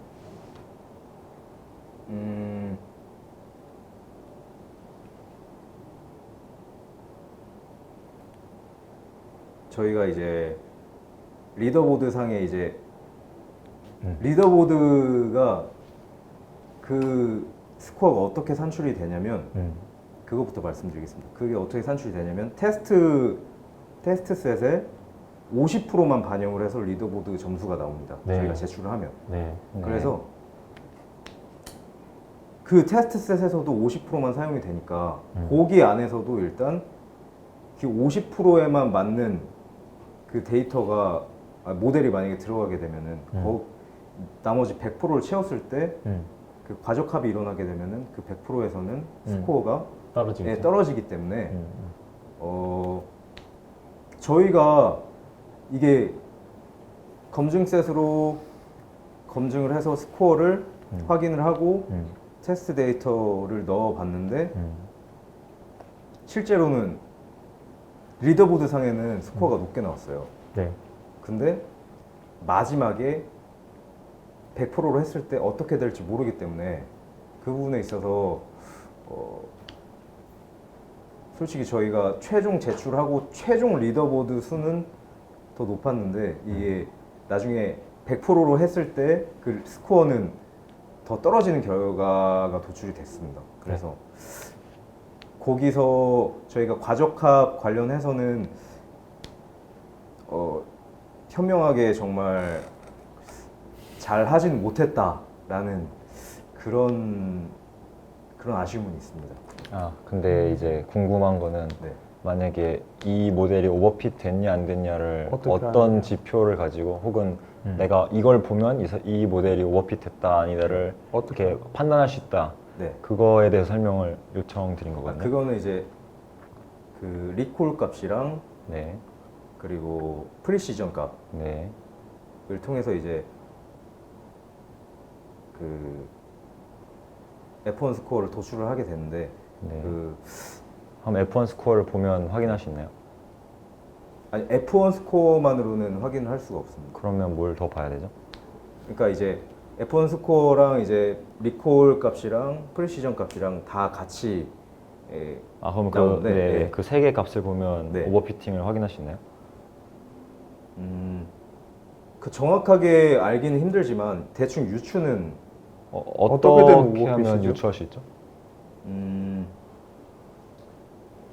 프리시전, 리콜, F1 스코어 이렇게 세 개 값이 주어졌어요. 네. 이걸 보고 내가 어떻게 됐으니까 오버핏이다라고 할 수 있는 거죠. 그거는 상당히 좀 약간 설명드리기 복잡할 것 같아서. 근데 만약 아까 리더보드에 F1 리콜 뭐 프리시즌이 있었어요. 리더보드에. 네네. 그래서 내가 그거를 높게 나오게 하기 위해서 내 모델을 피팅 시켰어요. 근데 그건 오버피팅 아니에요. 네. 저희가 이제 제출을 할 때는 네. 딱 F1 스코어만 리더보드에 나옵니다. 네. 근데 어쨌든 그럼 그 F1 스코어에 오버피팅을 시키면 오버피팅이 아닌가요? 내가 리더보드를 네. 결정하는데 사용되는 데이터셋의 네. 점수를 높이기 위해서 네. 거기에 피팅을 할 거잖아요. 네. 그럼 그건 오버핏인가요, 아닌가요? 그 오버핏입니다. 오버핏이에요. 네. 예. 왜냐면은 그 테스트 데이터 자체가 50%밖에 안 쓰였기 때문에 네. 나머지 네. 50%에 대한 거를 어. 피팅을 네. 할 수 있을지 없을지 모르기 때문에 네, 네. 그 기존 50%에 대한 거는 그것만 맞추다 보면은 오버피팅이 돼서 그래서 그래서 테스트 저희가 데이터만 잘 맞추면 테스트 데이터 50%의 피팅만 하면 무조건 오버핏인가요? 그러니까 테스트 데이터를 만약에 테스트 데이터 50%에 대해서 엄청 잘 맞추는 모델을 내가 어떻게 학습을 해서 만들었어. 네. 그러면 걔가 나머지 50%는 무조건 못 맞추나요? 둘 다 잘 맞출 수도 있잖아요. 어떤 경우에 오버핏이라고 하는 거죠? 인지 아닌지 확인 또는 어떤 경우로 오버핏이라고 하느냐.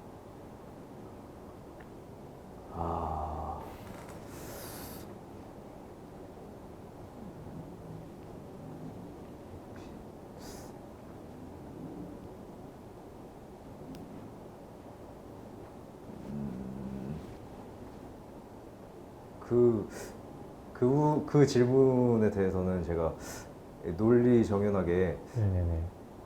설명을 지금 제가 오히려 질문을 드리고 싶은데 하셔도 돼요. 이거에 대해서 네네. 제가 그 당시에 프로젝트를 진행할 때 저희가 물론 저 혼자만의 생각이지만 네. 다른 팀원들은 어떻게 생각했을지 모르지만 네. 그 부분에 있어서 그냥 단순하게 정말 요 50%만 한다고 오버피팅이라고 생각을 한 건지 저는 그렇게 진행을 한 것 같습니다. 그래서 그것도 어찌 보면 그 정말 전곡을 찌르시는 그런 약간 질문이었다고 생각이 들고 제가 그 부분에 있어서 생각을 더 깊게 못한 것 같습니다. 아 그러면 그냥 어떤 아이디어를 내시는지 여쭤보고 싶은 게 네. 나머지 50%를 못 보는 상황이잖아요. 네네. 그러면 내가 테스트랑 밸리드 셋과 그러니까 트레인과 밸리드 셋 그리고 내가 점수를 확인하시는 일부 테스트 셋을 가지고 네. 어떻게 하면 네. 이것도 점수를 높게 만들 수 있을지 한번 이렇게 고민해 보시면 좋을 네. 것 같네요. 아, 예. 어. 그래서 네. 처음에는 무작정 스코어 올리기에만 급급했는데 네. 나중에 가서 그거를 깨닫고 네. 아, 이 50%에 대한 스코어만 무작정 올린다고 이게 될 게 아니다. 네. 네. 그래서 그 이후에도 모델을 바꿔가면서 해보고 그렇게 진행을 했던 것 같습니다. 아, 그러니까 하셨던 거 말고 네. 지금 다시 한다고 했을 때 한다면. 어떤 방법을 써볼 거냐, 어떤 식의 접근을 해볼 거냐가 궁금한 거예요. 생각이. 일단 하이퍼 파라미터에 대한 공부를 네. 좀 더 많이 한 다음에 네. 그 파라미터 각각에 대한 특성을 제대로 파악을 하고 이게 정말 당장에 나오는 그 스코어랑 상관없이 그 각각의 파라미터에 대한 특성을 이해하고 거기에 맞는 수치를 알맞게 그 데이터에 맞게 이렇게 집어 넣는 연습을 할 것 같습니다. 그래서 최적의 하이퍼 파라미터 튜닝을 할 수 있게 그 저만의 그 하이퍼 파라미터 튜닝 세트를 딱 만들어서 그 안에서 이렇게 조정을 하면서 네. 해볼 것 같습니다. 제가 물어볼 게 있는데 예. 피처 셀렉션은 왜 하는 건가요? 피처 셀렉션이요? 네, 왜 모든 피처를 쓰지 않느냐? 네. 이 질문인 거죠? 네. 일단 뭐 여러 그쵸. 가지로. 예.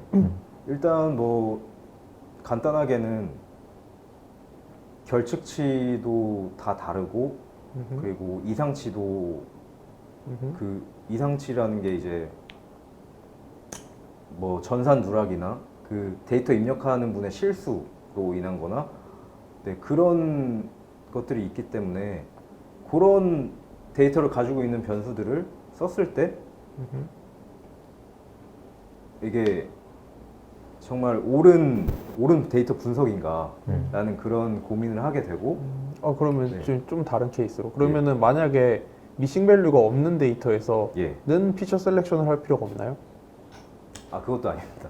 그러면 했을 때 장점이 뭐죠? 피처 셀렉션을 했을 때 장점이요?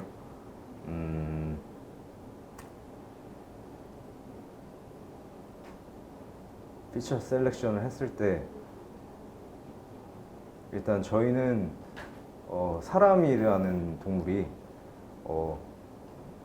호기심을 항상 갖고 살기 때문에 그 호기심을 충족을 해줘야 되지 않습니까? 그래서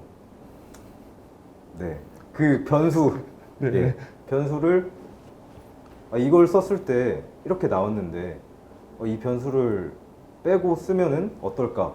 그런 호기심에서부터 이제 출발을 해서 정말 다양한 결과들이 나올 텐데 변수 피처 셀렉션에 따라서 다양한 결과들이 나올 텐데 거기서 이제 변수 하나하나에 의미를 두고 요 결과를 선택을 한다. 그거 자체가 유의미한 건가? 이게 정말 그 비즈니스적으로도 되게 철학적으로 답변하시는데 아까 전에 이야기했던 제가 주제를 오히려- 생각해보면 어떠세요? 그러니까 제가 오히려 하나 예. 묻고 싶은 게 있는데 예. 그러면은 피처가 예를 들어서 내가 180개 피처를 썼는데 이걸 내가 90개를 써. 예. 그럼 표현력 자체가 줄어든 건데 네. 그럼 성능이 나빠지나요? 아닙니다. 왜죠? 왜 피처를 줄였는데 성능이 안 나빠질 수 있는 거죠?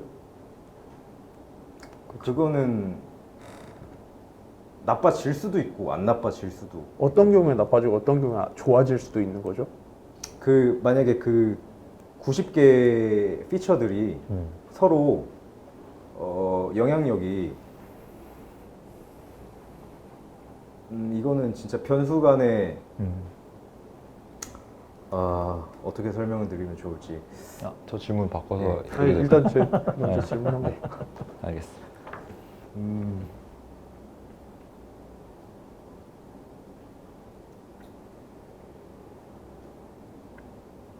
아, 다시 한번 질문을 해주시겠어요? 피처 셀렉션을 해가지고 피처를 줄였는데 네.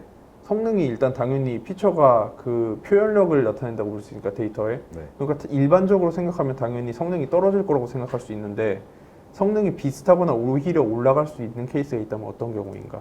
그러면 이제 버린 90개 피처에 대해서 그 아까 제가 그 축구 팀에서 말씀드린 것처럼 그 90개의 변수들이 들어갔을 때 안 좋은 영향을 줄 수 있기 때문에 그 내부적으로 그래서 예, 버리는 선택을 하는 겁니다. 예. 아 근데 아까 전에 우리 다룬 주제 있잖아요. 네네네. 커스 오브 디멘셔널리티랑 관련해서도 얘기해 주세요. 음. 아, 제가 좀 다른 질문을. 그럼 변수가 10개가 있는데 예. 제가 거기에 변수를 한 1000개를 추가했어요. 네. 피처를. 왜냐하면 어차피 10개 정보도 있고 1000개 더 추가한다고 문제되는 거 아니잖아요. 네. 그래서 더 추가해서 학습을 했는데 성능이 떨어졌어요. 네. 왜 떨어졌을까요? 어차피 10개 그대로 다 사용하고 있거든요. 성능이라고 하면은 F1 스코어가 떨어졌다고 해볼게요. 뭐 속도 그런 거 아니요, 속도, 그런 거 정확도만. 말고, 예, 네. 정확도. 네. 그거는 이제 불필요한 피처들이 다수 들어 있었기 때문에 1000개에 그러면 그 모델이 학습할 때 이것만 보면 되잖아요. 근데 왜 이게 더 늘었다고 떨어지네? 그거는 넣으면 일단 영향을 줄 수밖에 없습니다. 피처들이. 어떻게 영향을 주죠? 아까 말씀하신 것처럼 그 변수가 2개일 때, 키 몸무게 2개일 네. 때랑 그리고 10개가 됐을 때 네. 그 총 나오는 케이스. 케이스가 다르지 않습니까? 네. 케이스가 훨씬 많기 때문에 네. 거기서 찾을 때 아무리 기계라도 이게 오류가 있을 수 있고 오차가 있을 수 있고 오차라면 약간 안 와닿는데 좀 다른 설명을 해주시죠. 그러니까 오분류를 하는 겁니다. 예, 그 오분류 때문에 그 추가된 변수들이 안 좋은 영향을 미쳐서 그래서 그 정확도가 떨어진다고 생각합니다. 예. 사실 그 질문이 저건데요. 아까 그쵸. 제가 했던 그쵸, 그 맞아요. 커스 오브 디멘저널리티에서 네, 아까 그걸 딱 정확하게 뭐라고 설명을 해준 게 있거든요. 네네. 맞아요. 그 설명으로 한번 해주실 수 있겠어요? 제가 그렇게 네. 말했습니까? 아니요. 여기서. 네. 그렇죠. 예. 정확하게 그걸 뭐라고 설명했어요, 여기서는. 그 이유를.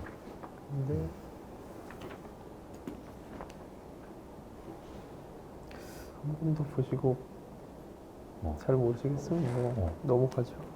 다른 물을 것도 많다. 그림 설명도 꽤 괜찮은데. 그림 설명이요? 아니요. 아까 말씀하셨던 거 기준으로만 한마디 딱 정리해 주시면 좋을 것 같아요. 그거를 그러면 말씀드리겠습니다. 보통 차원 축소를 할 때 차원 축소하는 방법 중에 주성분 분석 PCA 방법이 네. 있는데 거기서 기본 오리지널 데이터를 하는 게 아니라 그 변환된 데이터를 가지고 네네네. 네, 사용을 합니다. 그 축소를 하고 나서. 네. 네, 그렇기 때문에 데이터 자체에 약간 그 고유 값이 바뀌는 거죠.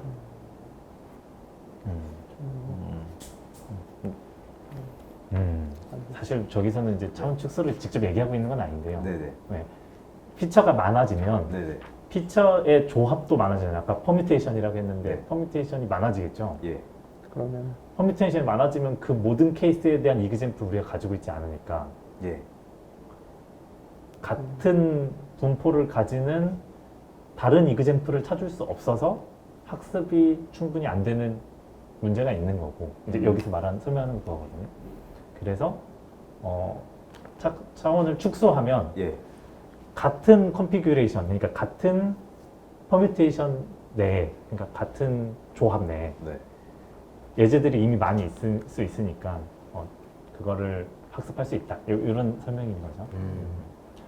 근데 아무튼 그러면은 감사합니다. 네. 넘어가고 요거는 메저를 좀 여쭤봐도 여기까지 될까요? 하면 되지 않을까요? 여기까지만요. 여기 지금 상당한 시간이 지났어요. 네. 이거 한 반 정도 물어본 것 같은데. 네네네. 네, 여기까지 할게요. 요거는 그러시죠. 네. 질문 많이 드린 것 같아요. 네, 네 고생하셨습니다. 여기 앉아주시고요. 네. 원래 한서를 할 일이 있을 줄 알았는데 아 이게 네. 근데 요거 파트에 대해서 질문이 그만이라는 건가요? 이게 F1 쪽이나 이거는 물어봐야 되지 않나? 물어보고 싶으면 물어보세요. 하시려면 하셔도 될 것 네. 같아요. 이게 지금 여기에서 메저가 F1 스코어를 썼는데 예. 일반적으로 클래시피케이션 정확도 같은 걸 측정할 때 F1을 쓰나요? 클래시파이어의 메저로는 어떤 것들이 있죠? 클래시파이어의 메저로 일단 그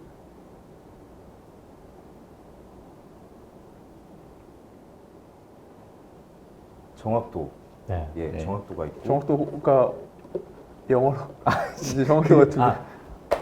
어큐러시가 있습니다. 어큐러시가 있고, 네. 그 단어가 생각이 안 나가지고. 네네.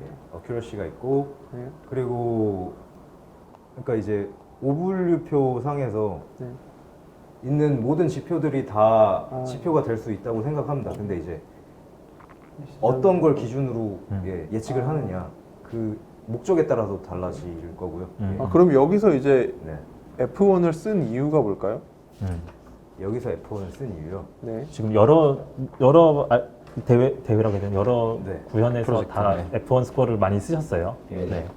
저도 그 부분이 궁금해서 예. 그렇군요. 아. 그러면은 고민을 해보긴 했는데 그러면은 제가 여기 이 질문 드릴게요. 여기 어떤 거 보면 정확도는 0.92, 0.90인데 네네. 이 앞에 사실 저 근데 F1 스코어가 예측에서 0.08이에요. 네.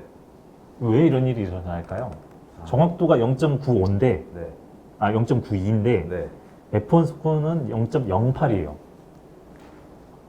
언제 이런 일이 일어나는 거죠? 잠시만요. 다시 한번. 에큐러시가 0.98인데 네. F1은 0.0 어큐러시가 0.92. 네. 0.92 F1이 되게 높죠? 0.08. 어큐러시가. F1이 근데 0.08 0.08 엄청 낮죠. 네. 어떤 경우에 네. 그거는 이제 프리시전과 리콜의 균형이 맞지 않아서 네. 네. 균형이 맞지 그래서 않아서. F1 스코어가 낮게 나올 수밖에 없어요. 그럼 제가 이 예시를 하나 들어볼게요. 오늘 비가 올 확률. 네. 자, 비가 실제로 지금까지 역사적으로 보니까 5% 확률로 비가 왔다고 할게요. 네. 그러면은 얘의 정확도를 높이는 가장 쉬운 방법은 뭔가요? 그 시간이 몇 년 오늘의 날씨를 예측하는데 네네. 예측 정확도를 높이는 가장 쉬운 방법은 뭘까요? 가장 쉬운 방법이요. 네. 어제 비가 왔냐 안 왔냐. 를 통해서 힌트가 되는 거. 그럼 만약에 그냥 비 안 온다고 해버리면 어떻게 해요? 그러면은 정확도가 반으로 이게 정확도가 비가 오냐 안 오냐. 오늘 비가 안 오냐 안 오냐 말씀하시죠. 네네. 근데 그냥 비가 안 온다고 해버려요. 그냥 난 무조건 네. 비가 안 온다고 예측하는 기상청이에요. 네네. 그럼 이 기상청의 정확도는 역사적으로 몇 프로인 거죠? 역사적으로요? 네, 왜냐면 제가 역사적으로 오늘을 5%만 예측하는 비가 거는 왔어요. 네네. 아닌 것 같아요. 지금까지 근데 늘 오늘을 예측했을 거잖아요. 역사적으로. 그러니까 어. 여러 날이 있는데 그 어. 날을 전부 기상청이 예측할 건데 네. 네. 이제 그 날 전체 보니까 그 5% 정도 비가 맞췄다. 왔어요. 비가 온 비가 상황이에요. 왔다. 네, 근데 그러니까 어떤 기상청은 비가 안 온다만 하는 기상청이에요. 예. 근데 지금까지 역사적으로 5%는 비가 왔고 95%는 비가 안 왔어요. 그럼 이 기상청은 지금까지 몇 프로나 맞았죠? 정확도가? 그러면 95%가 맞았죠. 그렇죠. 예. 95% 맞았죠. 네. 얘의 F1 스코어는 어떻게 돼요? 이거 계산을 해봐야 되는데 잠시만요. 근데 F1 스코어는 그 조합 평균으로 네. 구하는 거여서 뭐와 뭐의 몇과 몇의 조합 평균이라고만 말씀하시면 될 거 아니에요? 그 프리시전과 리콜의 조합 평균이지 네. 않습니까? 네. 근데 프리시즌은 몇이고 리콜은 몇이에요? 잠시만요. 그 펜이 있어야 될 것 같은데. 그 뒤에 판 쓰셔도 어. 아 이게 판서로 하기에는 좀 부끄러운데 이해는 가긴 하네. 펜으로 해도 될까요? 이거 쓰시죠. 아, 네, 네. 감사합니다.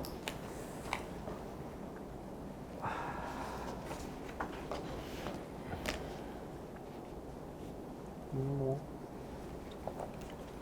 이걸 마지막 질문. 예, 전 이거면 괜찮을 것 네. 같아요. 이거는 엄청 물어봐야지. 아이고. 그래도 이건 물어봐야지.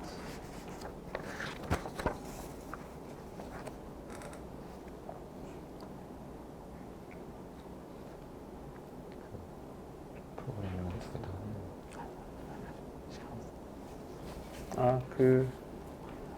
그럴 것 같네요. 네.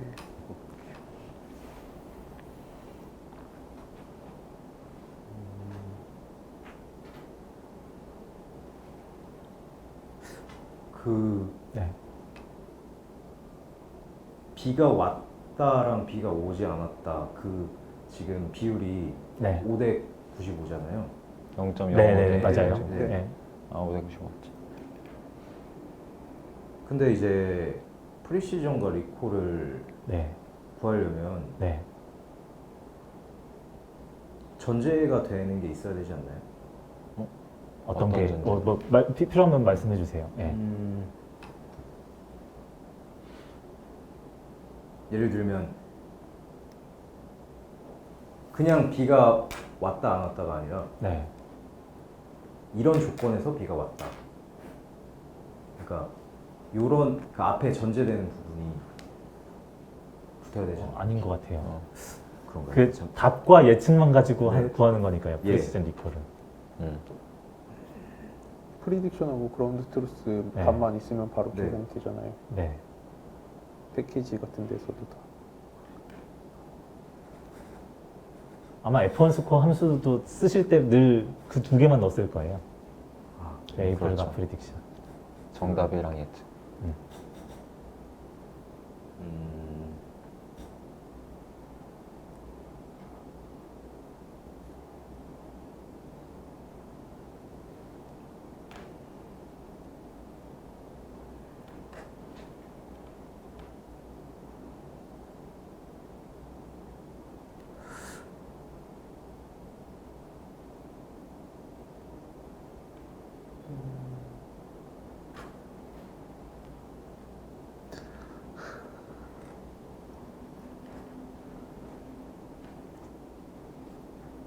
아 제가 지금 네.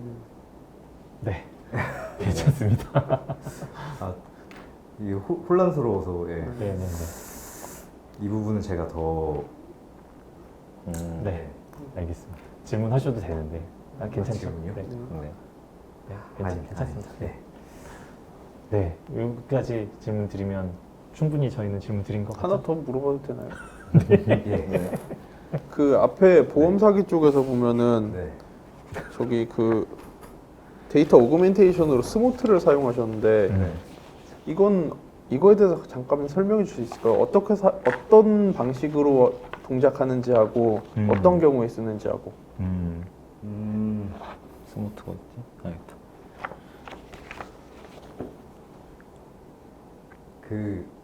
그 프로젝트에서는 제가 그 파트를 예, 담당하지 직접 하시면 않아서 안 예, 돼요. 그래서 네네. 정확하게 예, 알지 못하는 걸 좀 네. 예, 네. 많이 아쉬운 것 같습니다. 그럼 뭐.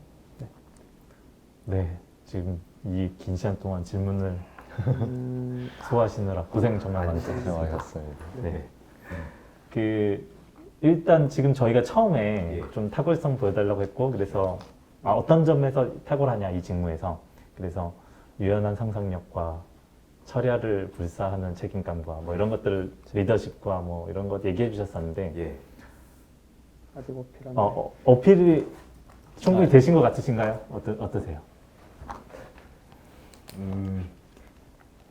못하신 부분이 있어요. 내가 좀 이런 점에 이런 탁월함을 좀 얘기했지는 않았지만 네. 내 탁월함이 좀 어필된 것 같으세요?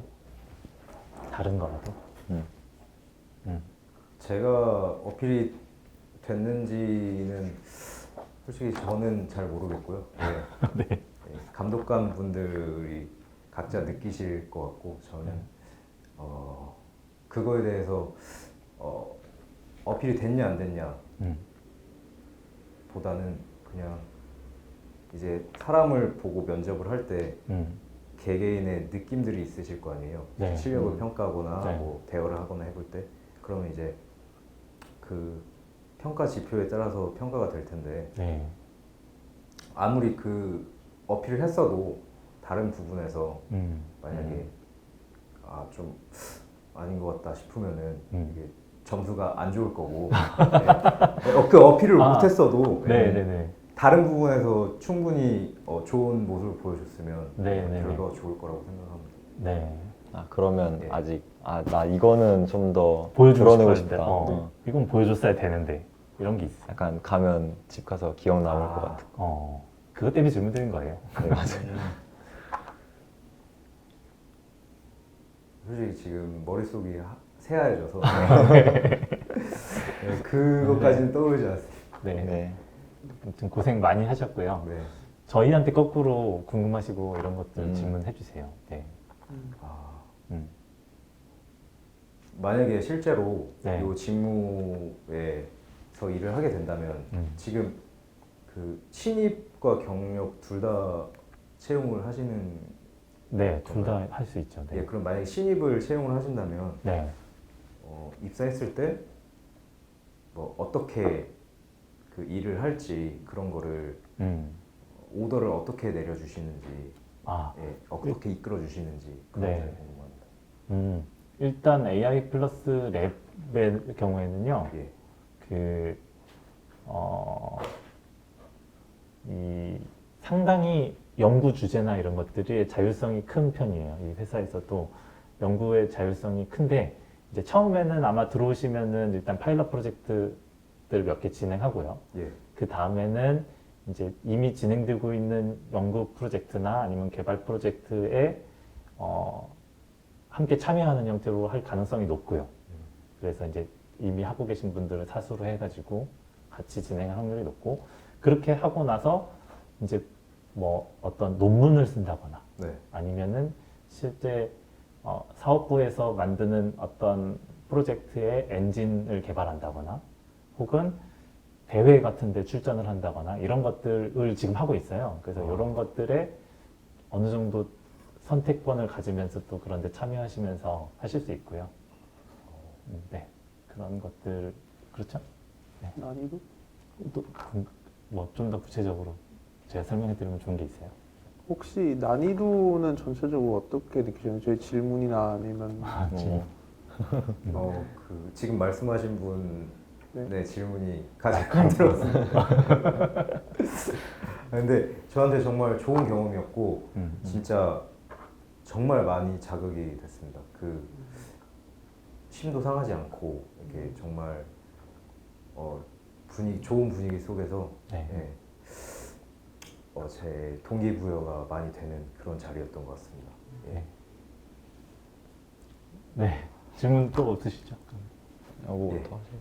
네. 없습니다. 네. 예. 정말 고생 많이 하셨고요. 네. 또 좋은 기회가 됐으면 좋겠습니다. 네. 네, 여기까지 하겠습니다. 감사합니다. 고생하셨습니다. 네. 고생하셨습니다. 감사합니다. 고맙습니다. 네. 고생하셨습니다. 예. 좀 마음은 좀 추스리셨는지요? 네. 더 긴장되는 것 같아요. 아, 네. 편하게 하셔도. 네. 저희가 논의를 해본 결과, 예. 네.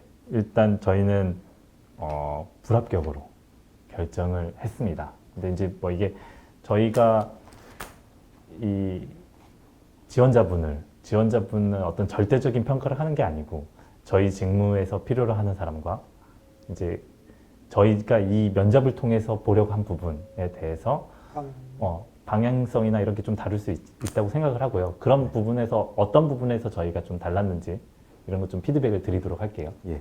네. 네, 일단 제가 생각하기에 장점으로 꼽을 만한 게 일단 행동력이 굉장히 대단하시고, 그리고 그다음에 이제 그러니까 여러 커뮤니티 같은 거 만드신 것도 그렇고, 이제 다양한 뭐 이런 교육 같은 것도 수료하신 것도 그렇고, 그리고 이제 어프로치를 굉장히 다양하게 해보는 것도 대단하다고 생각을 했고요. 그리고 무엇보다 이제 프로젝트 진행이 전부 다 이렇게 뭔가 그 머신러닝 쪽 작업을 하는 플로우가 되게 깔끔하게 돼 있었어요. 이건 이제 프리 프로세싱하고 모델 만들고 이밸리에이션하고 피드백 해가지고 쭉 돌아가는 거. 이게 굉장히 잘 돼 있었던 게 좋았고요. 그리고 이제 단점으로는 뭐 아마 뭐 이게 좀 디테일이 조금 일단 아쉬웠던 게 첫 번째 있고, 그리고 첫 번째로 디테일이 아쉬웠는데 이게 좀 어떤 부분이 아쉬웠냐면은 어프로치를 여러 개를 쓰셨는데 그거에 대해서 이제 둘이 좀 어떻게 다른지 같은 거나 어떤 게 좋은지 나쁜지를 조금 아시고 쓰시는 게 좋지 않았나. 이게 좀 제일 아쉬웠던 부분인 것 같고요. 그리고 이제 제가 몇 가지 질문한 것 중에서 일단 그 왜 질문했는지 같은 걸 좀 간단히 말씀드리자면은 일단 처음에 그 비전공이나 아니면 이제 빅데이터 딥러닝 이런 거랑 관련해서 이제 질문을 드린 거는 이제 빅데이터 같은 경우는 요즘 버즈워드로도 많이 나오고 하니까 이게 용어 자체는 익숙한데 사람들이 이제 그게 뭔지 잘 모르는 경우가 많아가지고 그 안에 있는 이슈들 같은 거를 혹시 잘 아시나, 더군다나 이제 빅데이터 그 교육도 이수하셨으니까 거기에서 있는 이슈나 이런 거를 좀 아시는가, 디테일을 좀 아는가 같은 거를 이제 좀 궁금했고, 그 다음에 또 비전공인데 옮기는 것에 대해서 내가 어떤 메리트를 가지고 본인이 그걸 자각하고 있는지 일단 이걸 좀 알고 계신지 좀 궁금했던 게 있고요. 그 다음에 이제 두 번째로 그 F1 스코어에 대해서 물어본 거 같은 경우 이제 일반적으로 클래시피케이션 태스크는 어큐러시를 많이 보는데 F1 스코어는 이제 데이터가 굉장히 편향되어 있는 데이터에서 평가를 할 때 많이 사용하게 되는데, 그래서 이 임밸런스 데이터셋이나 임밸런스 데이터 프로블럼 쪽에서 주로 평가를 하는데 사용을 하고요. 그리고 사실 이제 아까 쓰셨던 그 스모트 같은 경우는 이제 데이터 어그멘테이션인데 그것도 이제 임밸런스 데이터 쪽에서 그거를 처리하기 위해서 사용하는 기법 중에 하나라서, 그래서 혹시 그런 것까지 고민하셔가지고 사용하셨나 이걸 좀 알아보려고 했었던 게 있었던 거고요. 그리고 피처 셀렉션 관련해서 질문은 이제 피처 셀렉션 같은 경우는 일반적으로 피처 당연히 컬럼이 줄어드니까 모델 캐퍼시티를 줄이는 거긴 한데, 근데 그게 이제 그 사실 모델 근데 이제 피처가 많으면은 아까 얘기한 것처럼 오버핏 관련된 문제가 있을 수 있기 때문에 피처 셀렉션을 하느냐 마느냐 이게 이제 사실 모델의 제너럴라이제이션이나 오버핏, 그리고 뭐 그 커스 오브 디멘셔널리티 아까 저희가 처음에 물었던 거 그거랑 관련되는 부분들이 있어가지고 이제 또 중요한 토픽이어가지고 제가 질문을 드렸습니다. 뭐 그렇습니다. 감사합니다. 네, 제가 다음으로 할게요. 먼저 말씀해 주셨던 것처럼 그런 활동력, 그런 진행하는데 그런 열정 이런 거는 되게 이렇게 저도 잘 못 가지는 그런 것들이라서 제가 되게 좋게 봤었고, 그다음에 저도 카카오톡 오픈 채팅을 운영하고 있기 때문에 네, 그런 점에서 이제 노력 많이 하고 계시구나, 이게 얼마나 힘든지를 알기 때문에 그런 거에서 되게 좋게 봤었고요. 그리고 그렇게 적극적으로 네트워크 하는 거를 저희는 이분 네, 뽑을 때도 맞아요. 그렇지만 되게 긍정적으로 평가하고 있고요. 맞아요. 네. 그랬고, 그다음에 이제 제가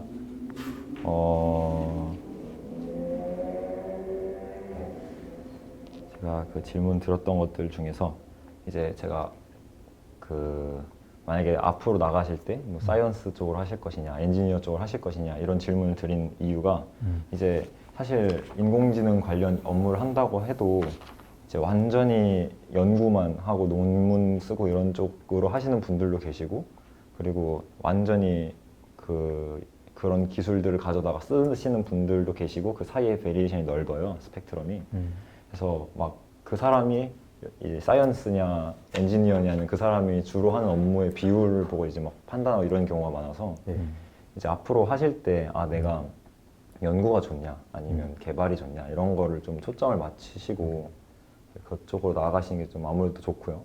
그렇게 좀 좁혀서 나는 이런 거를 좀 특화해서 하고 싶다. 예를 들어 뭐 나는 데이터를 잘 만져서 더 좋은 모델을 만들 수 있는 데이터를 만들겠다 하시는 분들이 계실 수 있는 거고, 아니면 나는 그런 모델들을 좀 더 이렇게 튜닝하는 사람이 되겠다 하는 사람이 될 수도 있어요. 그래서 자기의 어떤 분야를 좀 찾아갔으면 좋겠다 생각이 들고요.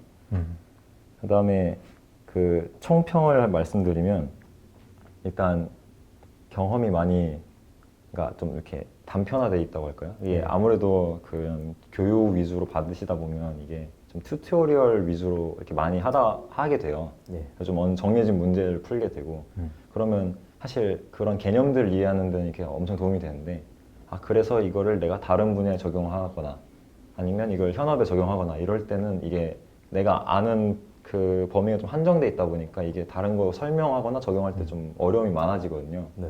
그래서 이제 보통 시작하실 때 이제 베이스를 이렇게 사람들이 다 공부하는 이유가, 그 베이스를 알고 위에서 좀 쌓아 나가면 이제 적용이 좀 쉬운데, 이게 그거 없이 어떤 루트를 쭉 타게 되면 그 외로 나가기 좀 어려워요. 그래서 이제 아까 답변하실 때도 이제 그 차원의 저주 같은 것도 예. 아는 선에서 최대한 설명하시려고 한 건 알겠는데, 문제는 이제 그 저희가 질문 드린 거랑 조금 이렇게 안 맞는 경우도 있었고, 그 다음에 이제 경험하신 거에서 설명을 하려다 보니까 이제 이렇게 약간 설명이 안 맞아지는데도 이제 이렇게 채우려고 하시는 것 같아서, 그거는 이제 경험이 모자르신 것 같고, 그것만 채우면 저는 충분히 발전 가능성 높고 좋다고 생각해서 이제 뭐 뭐랄까 이렇게 프로젝트를 하나 이렇게 잡아서 해보신다거나 네. 아니면 이렇게 약간 대회보다는 그냥 뭔가 실생활의 문제를 좀 찾아서 거기서 적용을 해보거나 직접 데이터 이렇게 구해보거나, 이렇게 좀 되게 현실적인 걸 많이 해보셨으면 좋겠다는 생각을 많이 했어요. 감사합니다. 네. 네. 그리고 이제 만약에 제가 아까 또 스펙트럼 얘기했는데, 어쨌든 어디를, 그러니까 사이언스 쪽을 하시게 되더라도 이제 어쨌든 코딩은 공부를 하시게 될 거라서 이제 뭐 코딩 테스트 같은 것도 이제 어려우면 그런 것도 공부를 해주시는 게 좋고요. 예. 이게 알고리즘이 사실 그냥 프로그래밍을 하면 무조건 쓰이게 돼 있어서 그런 기본기 좀 탄탄하게 잡아가시면 앞으로 크게 성장하시지 않을까. 감사합니다. 이상입니다. 네, 제가 마지막으로. 네, 저희가 이제 처음에 들어오시자마자 이제 자기소개를 좀 저희가 자기소개 해주세요 이렇게 하지 않고 AI R&D 직무를 하기 위해서 본인이 어떤 탁월함을 가지고 있는지 어필해 주세요 이랬는데, 예. 저희가 이제 그 질문을 드리는 데는 크게 두 가지 이유가 있는 것 같아요. 하나는 이 인공지능 R&D 직무를 수행하려면 어떤 역량이 필요한지를 알고 있는가, 이 사람이. 이게 내가 인공지능 R&D에 대해서 좀 해봤다면 이거 뭘 잘해야 되는구나, 그게 있을 것이고, 또 하나는 본인이 어떤 강점을 가지고 있는지 알고 있는가. 이 두 가지를 보려는 게 가장 커요. 예. 근데 이제 어떻게 보면 그런 면에서 처음에 대답은 사실 좀 일반적인 그냥 자기소개에 가까웠고, 이제 요거보다는. 그래서 이때 이제 사실은 그런 포인트들, AI R&D라는 게 이걸 잘해야 되고, 근데 나는 이걸 잘해. 그러니까 이게 나랑 잘 맞아. 요게 좀 더 잘 드러났다면 더 좋았을 거고요. 그리고 그때 이야기한 강점이 그 이후에 진행한 모든 파트에서 잘 어필될 수 있도록 이제 이렇게 어레인지 됐을 때 저희는 이제 더 높은 평가를 하게 되거든요. 그래서 저희 의도는 그거였다라는 거고요. 그리고 이제 첫 번째 이제 질문을 드리고 이제 그걸 해석하는 이걸 드렸었죠.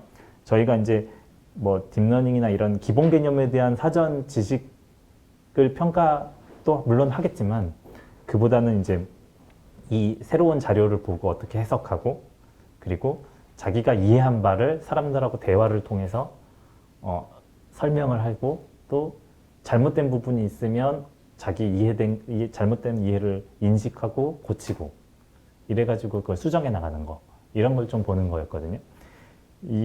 아까 이제 커스 오브 디멘저널리티 같은 경우에는 좀 더 긴장하고 그러셨을 수도 있는데, 이게 그 말하는 지문 자체에 딱 포커싱 해가지고 정확하게 말씀하는 것보다는 좀 이제 그 기존 이해에 대해다가 이제 그거를 어느 정도 해석을 맞춰서 하려고 하다 보니까 사실 이 지문에 딱 맞는 설명은 아니었어요. 그래서 그런 부분 조금 아쉬웠고요. 그리고 파트 두 번째, 그 이제 기술 주제를 가지고 이야기했죠. 이 부분의 경우에는 가장 깊게 이야기하고 있는 걸 가지고 앞으로 이제 우리가 연구 진행할 때 함께 대화를 할 때 어떻게 서로 배우고 그리고 서로 고치고 서로 이해하고 이런 걸 할 수 있는지를 보는 거였거든요. 이 부분에서는 이제 일단 좋은 점들은 그런 커뮤니티를 할 때 뭔가 이 반응이 우리가 이제 대화를 할 때 대화가 매끄럽게 얼마나 매끄럽게 되고 있느냐에서 나쁘지 않았던 것 같아요. 이게 대화는 원활하게 되고 또 말씀을 잘 하셨어요. 말씀을 잘 하시고 그랬어. 근데 다만 이제 이 내용이 그 추상적이라고 해야 될까요? 좀 그 아까 이제 구체성이 좀 부족했다고 느끼셨다고 했는데, 그렇죠. 근데 이제 저희가 질문하고 있는 이 포인트가 사실은 이해하신 것 같은데 그 포인트를 이해하신 것 같은데 뭔가 약간 답이 회피된 듯한 느낌? 그래서 이게 어떻게 보면은 말씀하신 것처럼 이 실제 그 부분에 대해서 좀 더 경험을 많이 하고 했다면은 좀 더 잘 답하셨을 수도 있는데 그런 부분에서 좀 아직은 이제 경험이 부족하신 것도 있고 혹은 저희가 요구하는 이 포인트가 이제 저희는 이 연구를 깊게 같이 토론하면서 우리의 연구를 어떤 한 방향으로 계속 자기 역량으로 컨트리뷰션 해줄, 그러니까 기여를 하고 끌어줄 분을 원하는데 그런 부분에서는 조금 저희가 원하는 방향하고는 좀 그런 저희가 원하는 방향 조금 더 이 단단하게 저희의 의문점들을 해결해 줄 수 있는 분이 하지 않았나 이런 생각이 듭니다. 네. 그리고 이제 원래는 이제 코딩 테스트를 진행을 하고 저희가 코드 리뷰를 하면서 마무리를 하거든요. 예. 근데 이제 오늘 같은 경우에는 이제 지원자분께서 이런 코딩 쪽으로 경험이 많은 분이 아니라 이제 이런 데이터를 처리하고 이런 부분 쪽에 초점을 맞춰갖고 면접을 진행하긴 했는데 원래는 이제 저희가 이 코딩 테스트를 어떤 기준 이상을 통과하는 걸 굉장히 중요하게 활용을 하고 있고요. 네, 그래서 오늘은 아니었지만 네, 이런 말씀하신 것처럼 또 코딩도 앞으로 안 쓸 수는 없으니까 그런 예. 부분도 연말을 하시면 도움이 많이 될 거라고 생각합니다. 네, 감사합니다.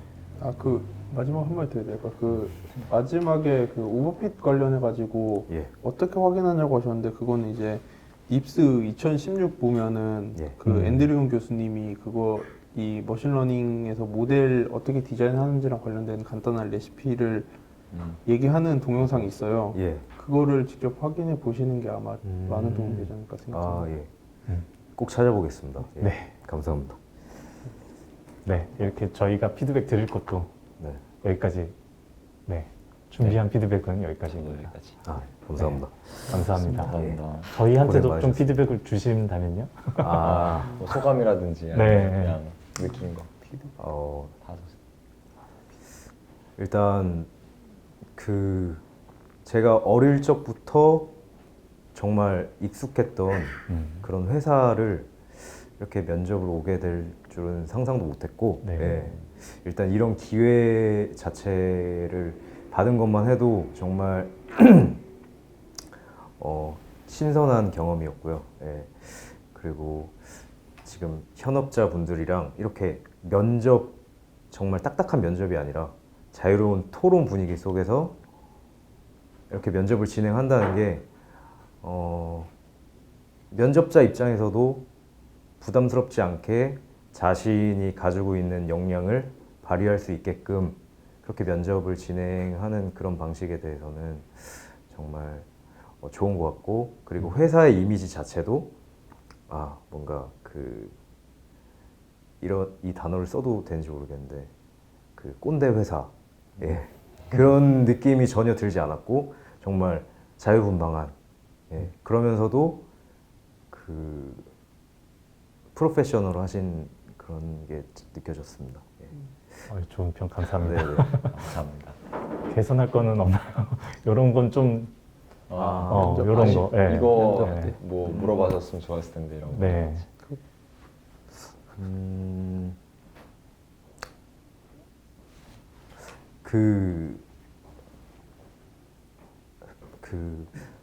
회사 생활을 하면서 네. 일하는 것뿐만 아니라 그 사람이 어떤 사람인지 알고 그 사람을 우리의 문화 속에 네. 잘 녹이는 것도 정말 중요하다고 생각을 해서 네. 좀 그 면접자의 가치관에 대해서 아, 딱 강력하게 딱 느낄 수 있도록 그런 질문 하나 정도 넣어주시면 아. 좋지 않을까. 네, 네. 되게 좋은 말씀. 네. 네. 물론 이 다음에 최종 면접에서도 그런 질문 하겠지만 아, 저희 예, 예. 앞에 실무자들도 사실 그런 그렇죠. 질문 한 필요가 있죠. 맞아요. 예, 맞습니다. 종종 하는 것 같아요. 네. 오늘은 별로 없었던 건 같아요. 오늘은 네, 별로 네. 없었나 봐요. 감사합니다. 네, 감사합니다. 긴 시간 정말 고생 많으셨습니다. 고생하셨어요. 힘들었습니다.